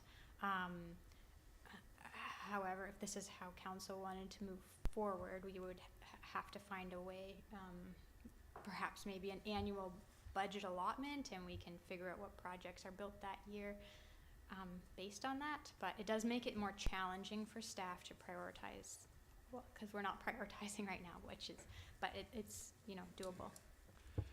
So given that, I think I'd like to make a friendly amendment that we do what I've suggested, that we start with the Bower Bank one as number 1, and then remove the ones in the sequence here, but just follow through with the other.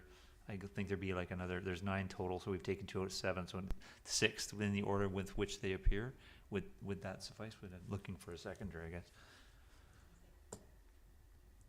So, yeah, so the motion was with no priority after 1, and so the amendment that has been moved is to retain the priorities from 3 to 9. With the exclusion of the 2 that we've put on long-term. Well, we as a put 1 priority. and 2 on long-term, so it's gonna stay in, the 3 to 9 is gonna stay in the same order. Yeah, and that would be the Well, friendly amendment. Yes, because we haven't assigned a priority to Ocean. So that, we have a mover, do we have a seconder? I'll move for discussion. Sorry, I'm just. Sorry, I'll second for discussion. Sorry, I'm seeing some question marks and expressions. Do we need clarification? Do staff appreciate the intent of the motion? Okay. I have nothing in motive. I think it's pretty much speaks for itself. Thank you. Okay. Likewise, I think it makes perfect sense. Okay, thank you. Yeah, I'll leave my, I'm going to leave the motion, or I'm not comment further on it. I'll, if there's no further discussion, I'll call a question. All in favor? None are opposed. Motion carries. Thank you. So that was the first arising. The second is, sorry? Sorry, I have to call a question on the main motion as amended. All those in favor? None opposed. The motion carries. Thank you, Councillor Rintoul. The second item I wanted to speak to was what I picked up and from the public engagement was the concern that the level of investment in cycling corridors versus pedestrian improvements, sidewalk and crosswalk intersection improvements. And again, I think it comes back, or there was a particular corresponders who indicated that they referred back to that figure of, and it's here somewhere, that 2% or 3% of our community uses cycling on their trips within the community, but 34% walk, and that walking is an important priority to encourage. And my level of thinking, and I'll try to work it into a motion, is that we should be shifting the balance of investment each year from cycling to sidewalk and crosswalk traffic improvement, or intersection improvements.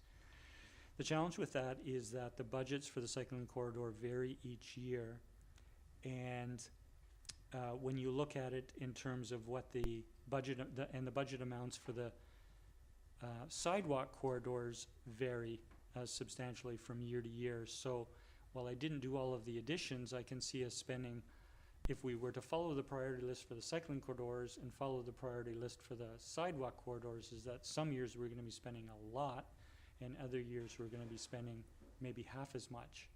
So my question through to staff is, was that a consideration in budgeting? It seems that it wouldn't be, because we're trying to design the better system in terms of cycling and sidewalk and a pedestrian, but I'd try to bring some focus, and I have a suggestion for a motion, but I'd look to a comment from staff if with regards to that budgeting. Thank you, Mr. Mayor. Frankly, we haven't truly turned our attention to that side of it until we have a more concrete plan in place, which will allow us to do that. So by next year's budget process, we should have a better handle on that. Okay. So in general, so I'm going to put a motion on the floor for discussion. So my motion is that we budget $1 million a year, and it will change into whatever present dollars are in the year going forward. But we're looking at 2022 costing for these projects, and we're seeing amounts vary from 60,000 up to 1.2 million. So I'm going to make the motion, and sorry, the reason I'm making the motion of $1 million is because the overall budget for the active transportation plan is basically 10 million in 10 years. And so I'll speak further if there's a seconder for the motion. Second for discussion. So I think by putting that in place, it gives some direction to staff, because it will become budget part of the, but we understood this when the draft transportation plan was presented to council in December, is that these priorities, while we've set priorities to them, is that they will still come forward at budget time as capital projects. And council reviews the capital budget projects during budget time. We know our capital budget over the last few years has been in the $9 to $10 million range, and that generally constitutes about 100 projects. So you can see $1 million project is pretty expensive when we normally have 100 projects for $10 million.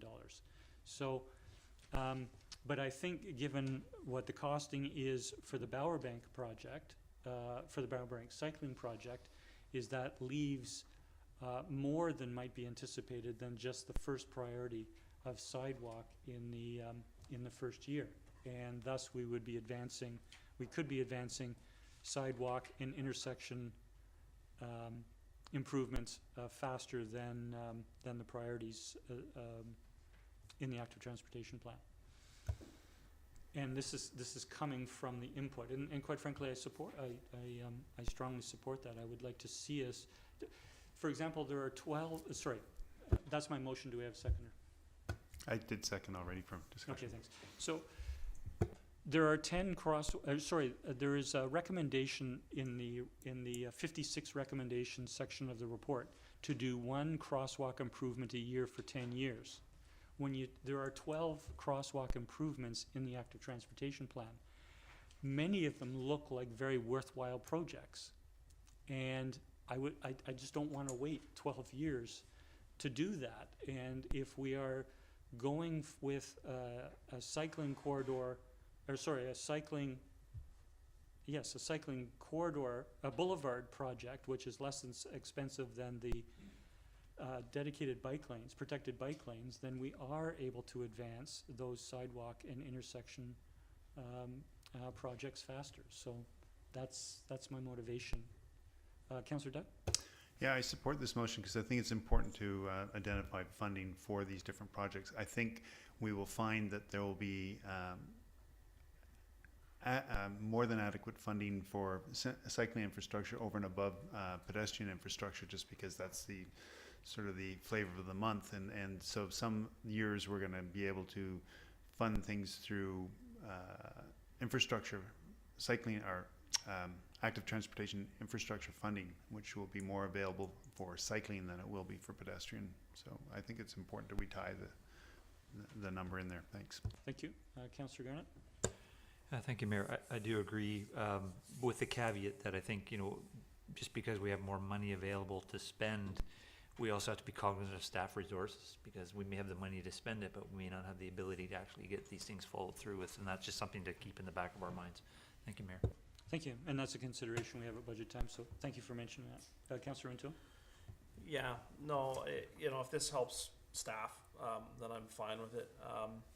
I'm a little concerned. I would have obviously, I think like all of us, known that staff would have budgeted appropriately. We took about $2 million out of this in terms of moving priorities out already.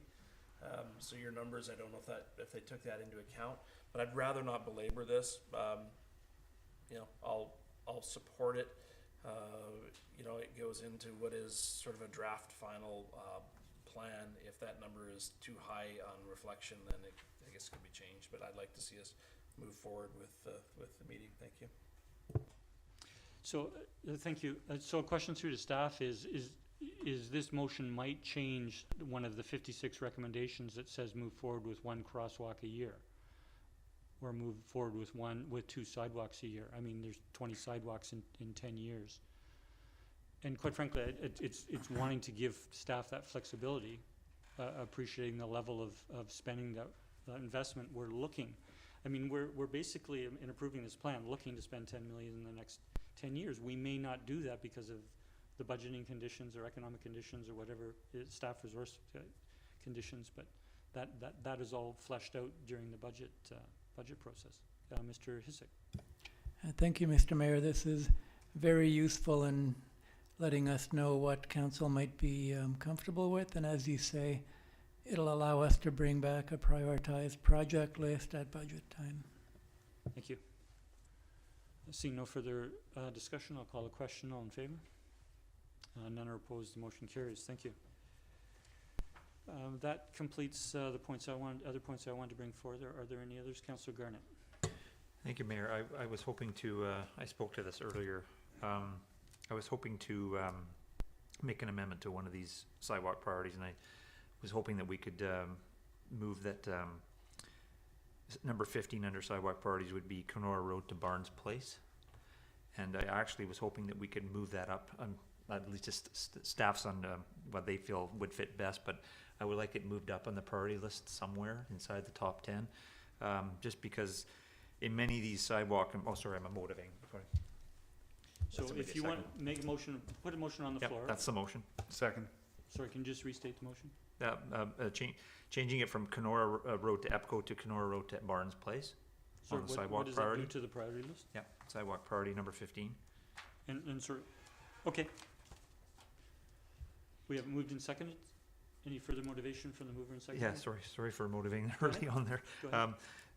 Just that I look at some of the other sidewalk improvements, which are all really critically important, but in this particular instance, these people have no other option.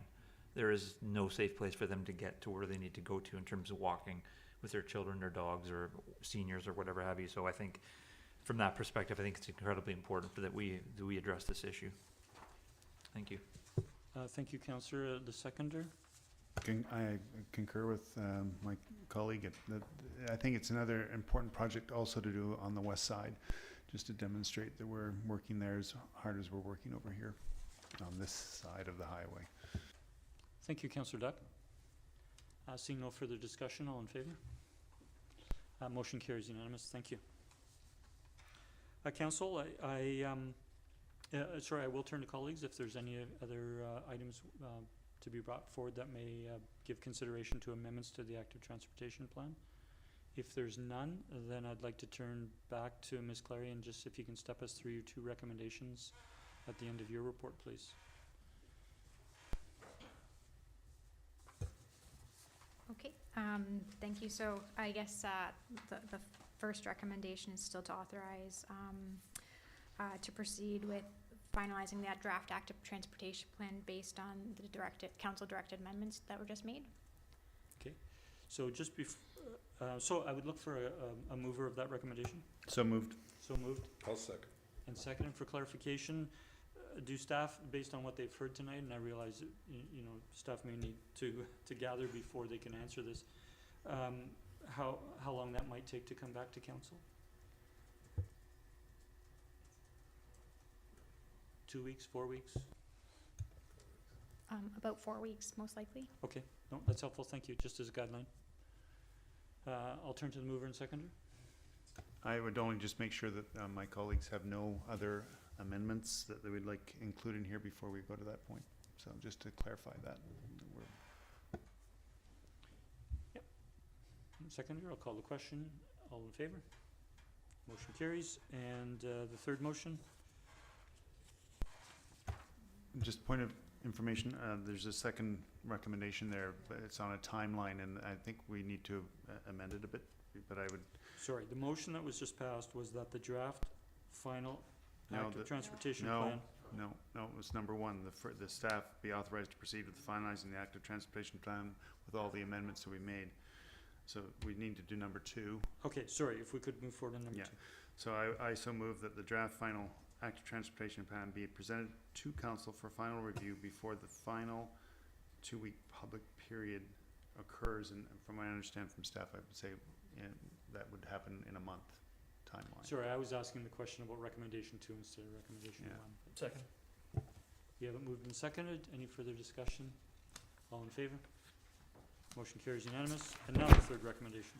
So I so move that $20,000 be added to the active transportation plan project budget to allow Urban Systems to complete the plan. Second. Moved and seconded. Any discussion from the mover, seconder? Others? Seeing none, all in favor? Motion carries unanimous. Thank you. Thank you, everyone. And thank you again to Mr. Casey for being here this evening and taking our questions, and to Ms. Clary.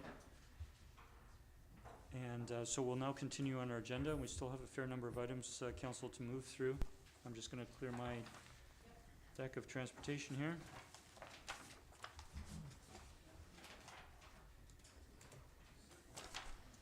And so we're now turning section 5, bylaws, and under 5A we have bylaw number 2249, council code of conduct. We have considered this at a previous meetings, and given first, second, and third reading, we have a recommendation to adopt. Move adoption. Second. Moved and seconded. Any discussion? All in favor? Motion carries unanimous. Thank you. We'll turn to 5B, which is bylaw number 2250, noise bylaw, amendment number 4, to amend the bylaw regarding events, construction, and heat pumps. Again, we've discussed that and moved first 3 readings at a previous meeting, and a recommendation to adopt. I'll move that the bylaw be adopted. Second. Moved and seconded. Any discussion? All in favor? Motion carries. Thank you. And we'll move to 5C, bylaw number 2254, our financial plan, 2023 to 2027. We've considered it at previous meetings, and we have a motion to adopt. That the bylaw be adopted. Second. So moved. Moved and seconded. Any discussion? Seeing none, all in favor? Motion carries unanimous. Thank you. We have bylaw number 2255, the 2023 tax rate. Again, considered at previous meetings and readings given. We have a motion to adopt. That the bylaw be adopted. So moved. Second. Moved and seconded. Any discussion? Seeing none, all in favor? Motion carries. Thank you for that. We're under number 6, development permits and development variance permits. Under 6A, we have development variance permit application number DV 100322 and development permit application number DP 100837 at 9824 5th Street to renovate a 2-story building for commercial uses, which includes additional floor space on 2nd story and alteration of exterior facade, and a request for variances to reduce the number of vehicle parking spaces and loading spaces. I'll just remind council that we did receive 2 pieces of correspondence under the agenda for this line item from two residents. So we do have a recommendation. I'll move development variance and Sorry, development permit. if we can just raise hand, and I'll call a mover. Councillor Duck? And I so move that the recommendation that the DV and DP be approved. I'll second. Any discussion? Seeing none, Councillor Garnett. Yeah, thank you, Mayor. I feel like we should say something based on the fact that people wrote the letters. So I will support the recommendation, and I think for me what was critical was the owner has said that the staff won't be parking in these spaces, so they'll be available only for the clients, and so that is why I'll be in support. Thank you. Thank you. Councillor Duck. Yeah, I'd also like to just echo the work that the proponent's done on bringing this to council and has attended every council meeting to be there for questions, and I think he's practicing good citizenship, so I really appreciate that. Thank you, Councillor Duck. Seeing no further discussion, I'll call a question. All in favor? The motion carries unanimous. Thank you. We're now on to adoption of minutes, and I'll seek a mover that the minutes from our regular council meeting on April 24th be adopted. So moved. Second. Moved and seconded. Any corrections? Call a question. All in favor? Motion carries. And I'd look for, may I have a mover that the minutes from our special council meeting on May 1st be adopted. So moved. Second. Moved and seconded. Any corrections? Seeing none, I'll call a question. All in favor? And the motion carries. We have no business not completed or rise in report from in-cameras. We're under number 10, Mayor's Report. We do have the CRD Board highlights on the agenda this evening. I don't have anything that I wish to highlight further. I think it's very helpful to have those captured in paragraphs with all the relevant CRD staff reports and discussion links to the meetings. Again, this is where our new procedure falls in that we don't have a motion to receive for information. So if there are any questions or discussion, we can have that now. If not, we'll move on to our next item. Seeing none, we'll move on to our next item, and that's council reports. And I'm going to first turn to Councillor Duncan, providing a verbal report as our liaison to the VAA Noise Committee. Councillor Duncan. Yeah, thank you. So the Noise Committee was going over the noise study. Mr. Jeff Dixon was here last week and spoke about that, so I won't really go over that in too much detail again. There's been no change over time in the noise. Iroquois Park receives quite a lot. It has the highest noise rating. However, we never receive any complaints from that area, and probably because most of the noise is associated with the park itself. In past years, it's also been the ferry terminal and then the traffic on either side. So the issues, I think, to bring forward is that the noise complaint phone number that the airport has currently is going to be removed. There will be a message service option, so you could leave a message, but there is not going to, as of December 31st, there won't be a phone number that you can call and speak immediately to a person. But if you do have a noise complaint, somebody will get back to you. You just won't be able to speak to them right away. There are equipment inspections coming up in May, and they have said that they will be sending the official notices of exactly when and where they'll be expected around the airport to the surrounding municipalities. So our staff will be getting that.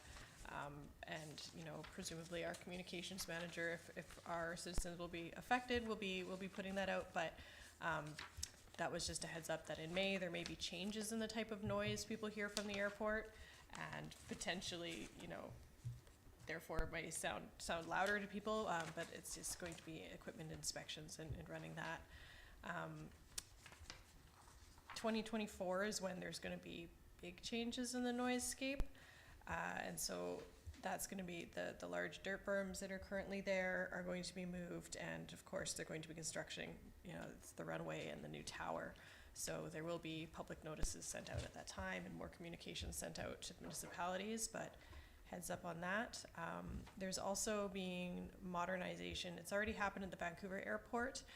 They're changing the technology that they use for their approach behavior. It's new navigation technology.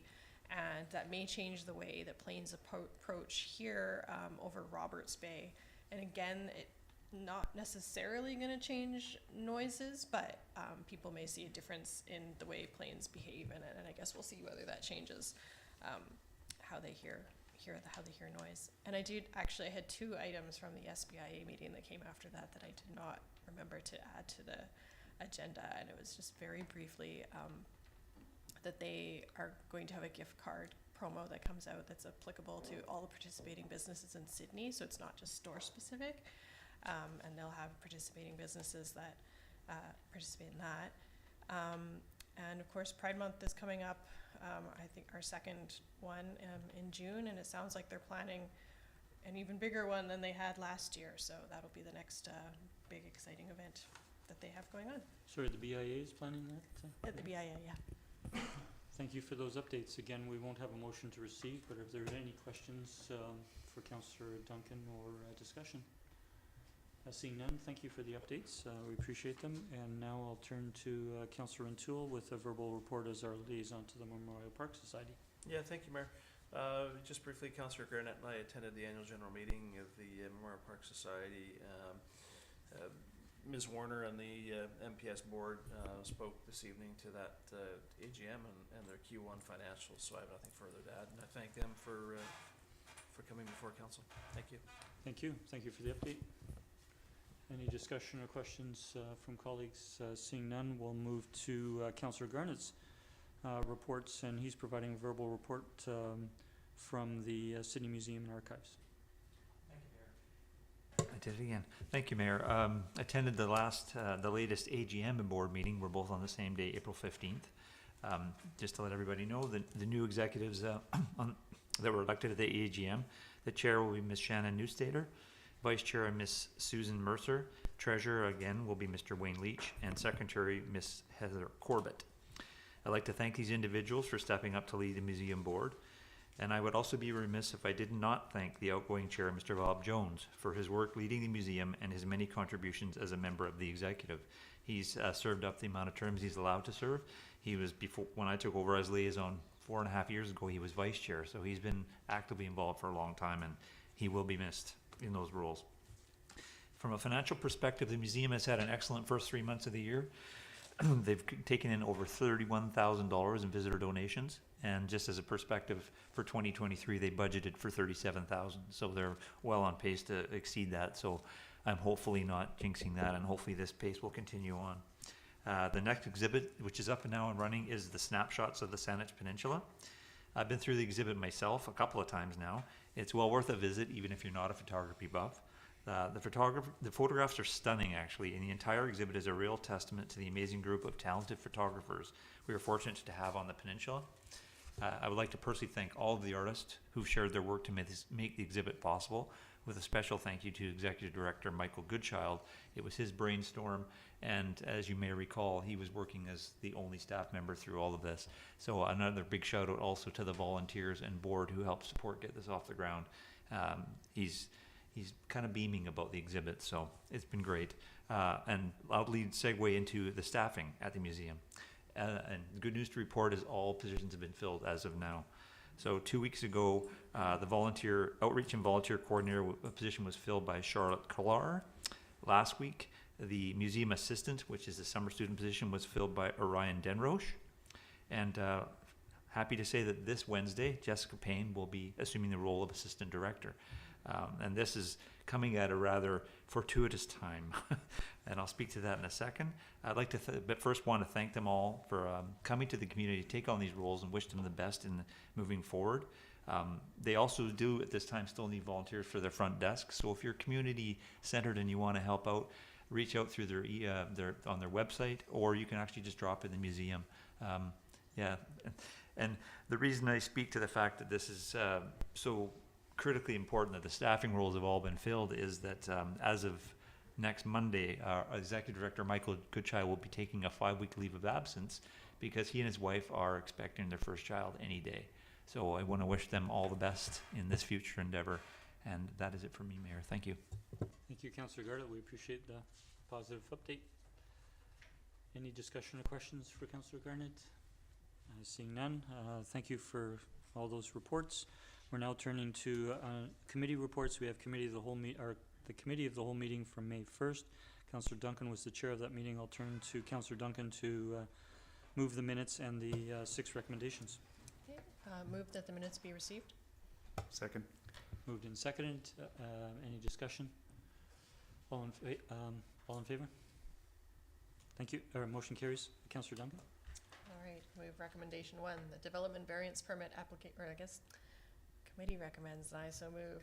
Development variance permit application number DV 100335, at 2356 and 2363 Orchard Avenue and 9658 and 96626 6th Street to reduce the minimum required setbacks for heat pumps in order to allow installation. Oh goodness, I should have gone. I'm sorry.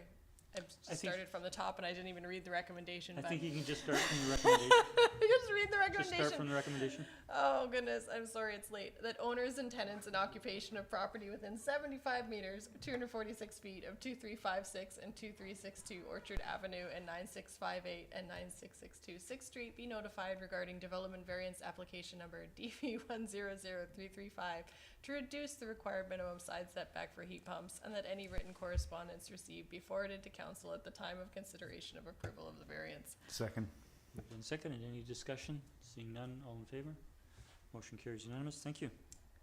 Okay, committee recommends, and I so move, that owners and tenants in occupation of property within 75 meters, 246 feet of 10245 Forsythia Place be notified regarding development variance application number DV100337 to increase the maximum permitted area that a bay window may project and reduce the rear yard setback from 5.5 meters to 4.26 meters, and that any written correspondence received be forwarded to council at the time of consideration of approval of the variance. I'll second.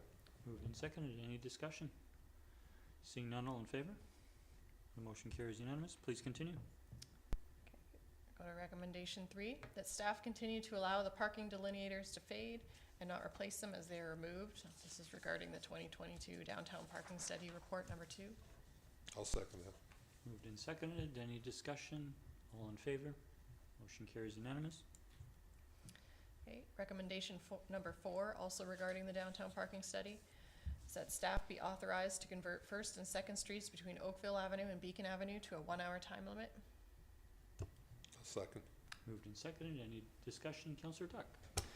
Yeah, I was not present at the committee of the whole last when this is discussed, and I have some concerns because we're going to be limiting parking on First and Second Street, but as we heard in presentation earlier today, that's going to put more pressure on Bevan Avenue because it'll continue to have 2-hour parking. So I'm not quite sure what the advantage of moving First and Second to 1-hour parking when we still have Bevan at 2 hours. And so I think that's just going to create more of a problem, and the confusion that we'll be giving to residents on, you know, where they have to go is to park, I think is going to just cause some problems. And I'm not sure that the reason for changing this to 1-hour parking is actually valid relative to the needs of the community. Thank you. Thank you, Councillor Duck. I'll turn to Councillor Rintoul. Thank you. I voted in favor of this at committee of the whole. I was reflecting in advance of this meeting and on the mayor's comments at committee of the whole with respect to the confusion element that Councillor Duck just referred to, and as well the speaker this evening talking about his informal survey and the results therein. So at this point, I'm inclined to no longer support this recommendation. Thank you. Thank you, and I'll speak briefly. I didn't support this at committee, and I will not support it again this evening. I think I won't elaborate on all my reasons, but and some of them have been touched on this evening. But I think the consistency we have in our downtown parking of 1-hour parking on Beacon Avenue, 2-hour parking on the side streets, Sidney Avenue, Bevan Avenue, and 3-hour parking in our paid parking lots serves us well. Further discussion, Councillor Novak. Thank you, Mr. Mayor. I think I was one of the individuals that either moved or seconded this in the committee of the whole meeting. But upon further reflection, after thinking about it for the week, I am of the same opinion of many of my colleagues here that perhaps this is a bit of an overreach and doesn't really solve any real problems and may instead create more problems than it purports to solve. So I will vote against this today. Thank you, Councillor Novak. I'll turn to Councillor Garnett. Thank you, Mayor. I guess the thought I have about this now that's different from last week is that I believe this evening we talked about a corridor of bike lanes going down First Street. So that's causing me to think twice about this now, wondering if we should maybe revisit this in the future once we see how that all plays out together. So thank you. Thank you, Councillor Garnett. Seeing no further discussion, I'll call the question. All in favor? Opposed? The motion is unanimously defeated. Thank you. Councillor Duncan, I'll turn to you for the last two recommendations. All right, this is recommendation 5, that staff bring forward a report outlining details of a residential parking permit pilot in Q3 2024 for council consideration. I'll second that. Any discussion? Seeing none, all in favor? Motion carries unanimous. Thank you. And recommendation 6, that council requests that Watt update the analysis to show that the commercial parking spots on 1st Street, 2nd Street, 3rd Street, 4th Street, and 5th Street between Oakville Avenue and Bevan Avenue with additional budget. We haven't moved. I'll second that. Moved and seconded. I just want to comment, and I'm sorry I missed the opportunity. I had it noted here to thank Mr. Shah when he was here from Watt Consulting Group, that they were able to actually provide the update requested by that motion. And it is included in an addendum on our agenda this evening, and pleased to see that the number has risen from something less than 500 to 551 on-street public parking spaces in the commercial core area, along with the 201 spaces in the town-owned parking lots and 167 spaces in the Mary Winspear employee parking lot, for a total of over 900 spaces that we're providing to our community. Should I actually just change this motion to receive? No, I this touched data? base with staff, and we're good coming out of the meeting, but thanks for asking. I'll call the question. All in favor? And the motion carries. Thank you. Thank you, Councillor Duncan, for walking us through those. I'll now turn to staff reports, and under 13A we have the 2022 financial statements. I'll turn to Mr. Hissick for an introduction, please. Thank you, Mr. Mayor. We're looking for council to accept the town's 2022 financial statements. Some information has been provided on the results in our covering report, and I just always like to point out that the statements are different from the variance report that you're used to seeing at a quarterly level, and that unfortunately has been deferred to the next agenda. Otherwise it would have been good to compare and contrast, but we can do it at the next meeting. That report will receive more discussion when it does come forward. The financial statements are a measure of resources coming into the town and going out, while the variance report focuses on actual performance versus our budget. Now, local government financial statements are not easy to interpret, and you must know what to look for. We reproduce them in our annual report, accompanied by a discussion and analysis section, which describes in more detail how they should be interpreted. And there's certainly some grumpy groups out there that could benefit from reading that one of these days. Thank you. Thank you, Mr. Hissick. And so we have a motion, a recommendation. I move to accept the financial statements as presented. Second. Moved and seconded. Any discussion? Thank you, Mr. Hissick, for the introduction, and I'll call the question. All in favor? Motion carries unanimous. Thank you. And under 13B, we have World Oceans Day and Salish Sea Lantern Festival. A report from staff. I'll turn to staff for an introduction, please. Mr. DeMayor, good evening. Good evening, Mr. Mayor and Council. So the town received applications from two different applicants for two different larger scale events that we're bringing forward with this report. One is from the Shah Shah Center for the Salish Sea, and they've submitted an application to host World Oceans Day at Beacon Park in Glass Beach on June 4th. And their event, they're expecting potentially 300 to 500 spectators. The other event that's been brought forward by the Artsy Council Arts has submitted an application to host the Salish Sea Lantern Festival at Beacon Park and Bevan Fishing Pier. That is usually well attended as well, up to anticipated 1,500 attendees. Both events are also having amplification, and that's part of the reason for bringing this forward, as well as it's a larger scale event looking for Council's consideration approval. Thank you, Mr. DeMayor. So we do have a recommendation. Just point of information, Mr. Please. Mayor, would these be better served as two separate motions? Sure, we can certainly split them in, so I'd look for a mover of the first. I'll move that the Shaw Center for the Salish Sea World's Oceans Day event on June 4th, 2023 at Beacon Park and Glass Beach, including the use of amplification, be approved. Second. Moved and seconded. Any discussion? Seeing none, all in favor? Motion carries unanimous.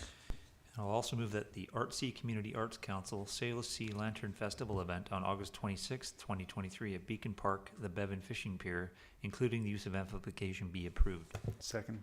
Moved and seconded. Any discussion on that motion? Seeing none, all in favor? Carries unanimous. Thank you.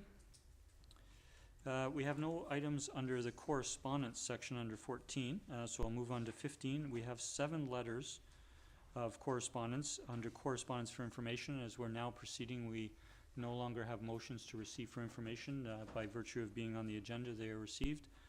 And so I will consider those received, and we have no notices of motion.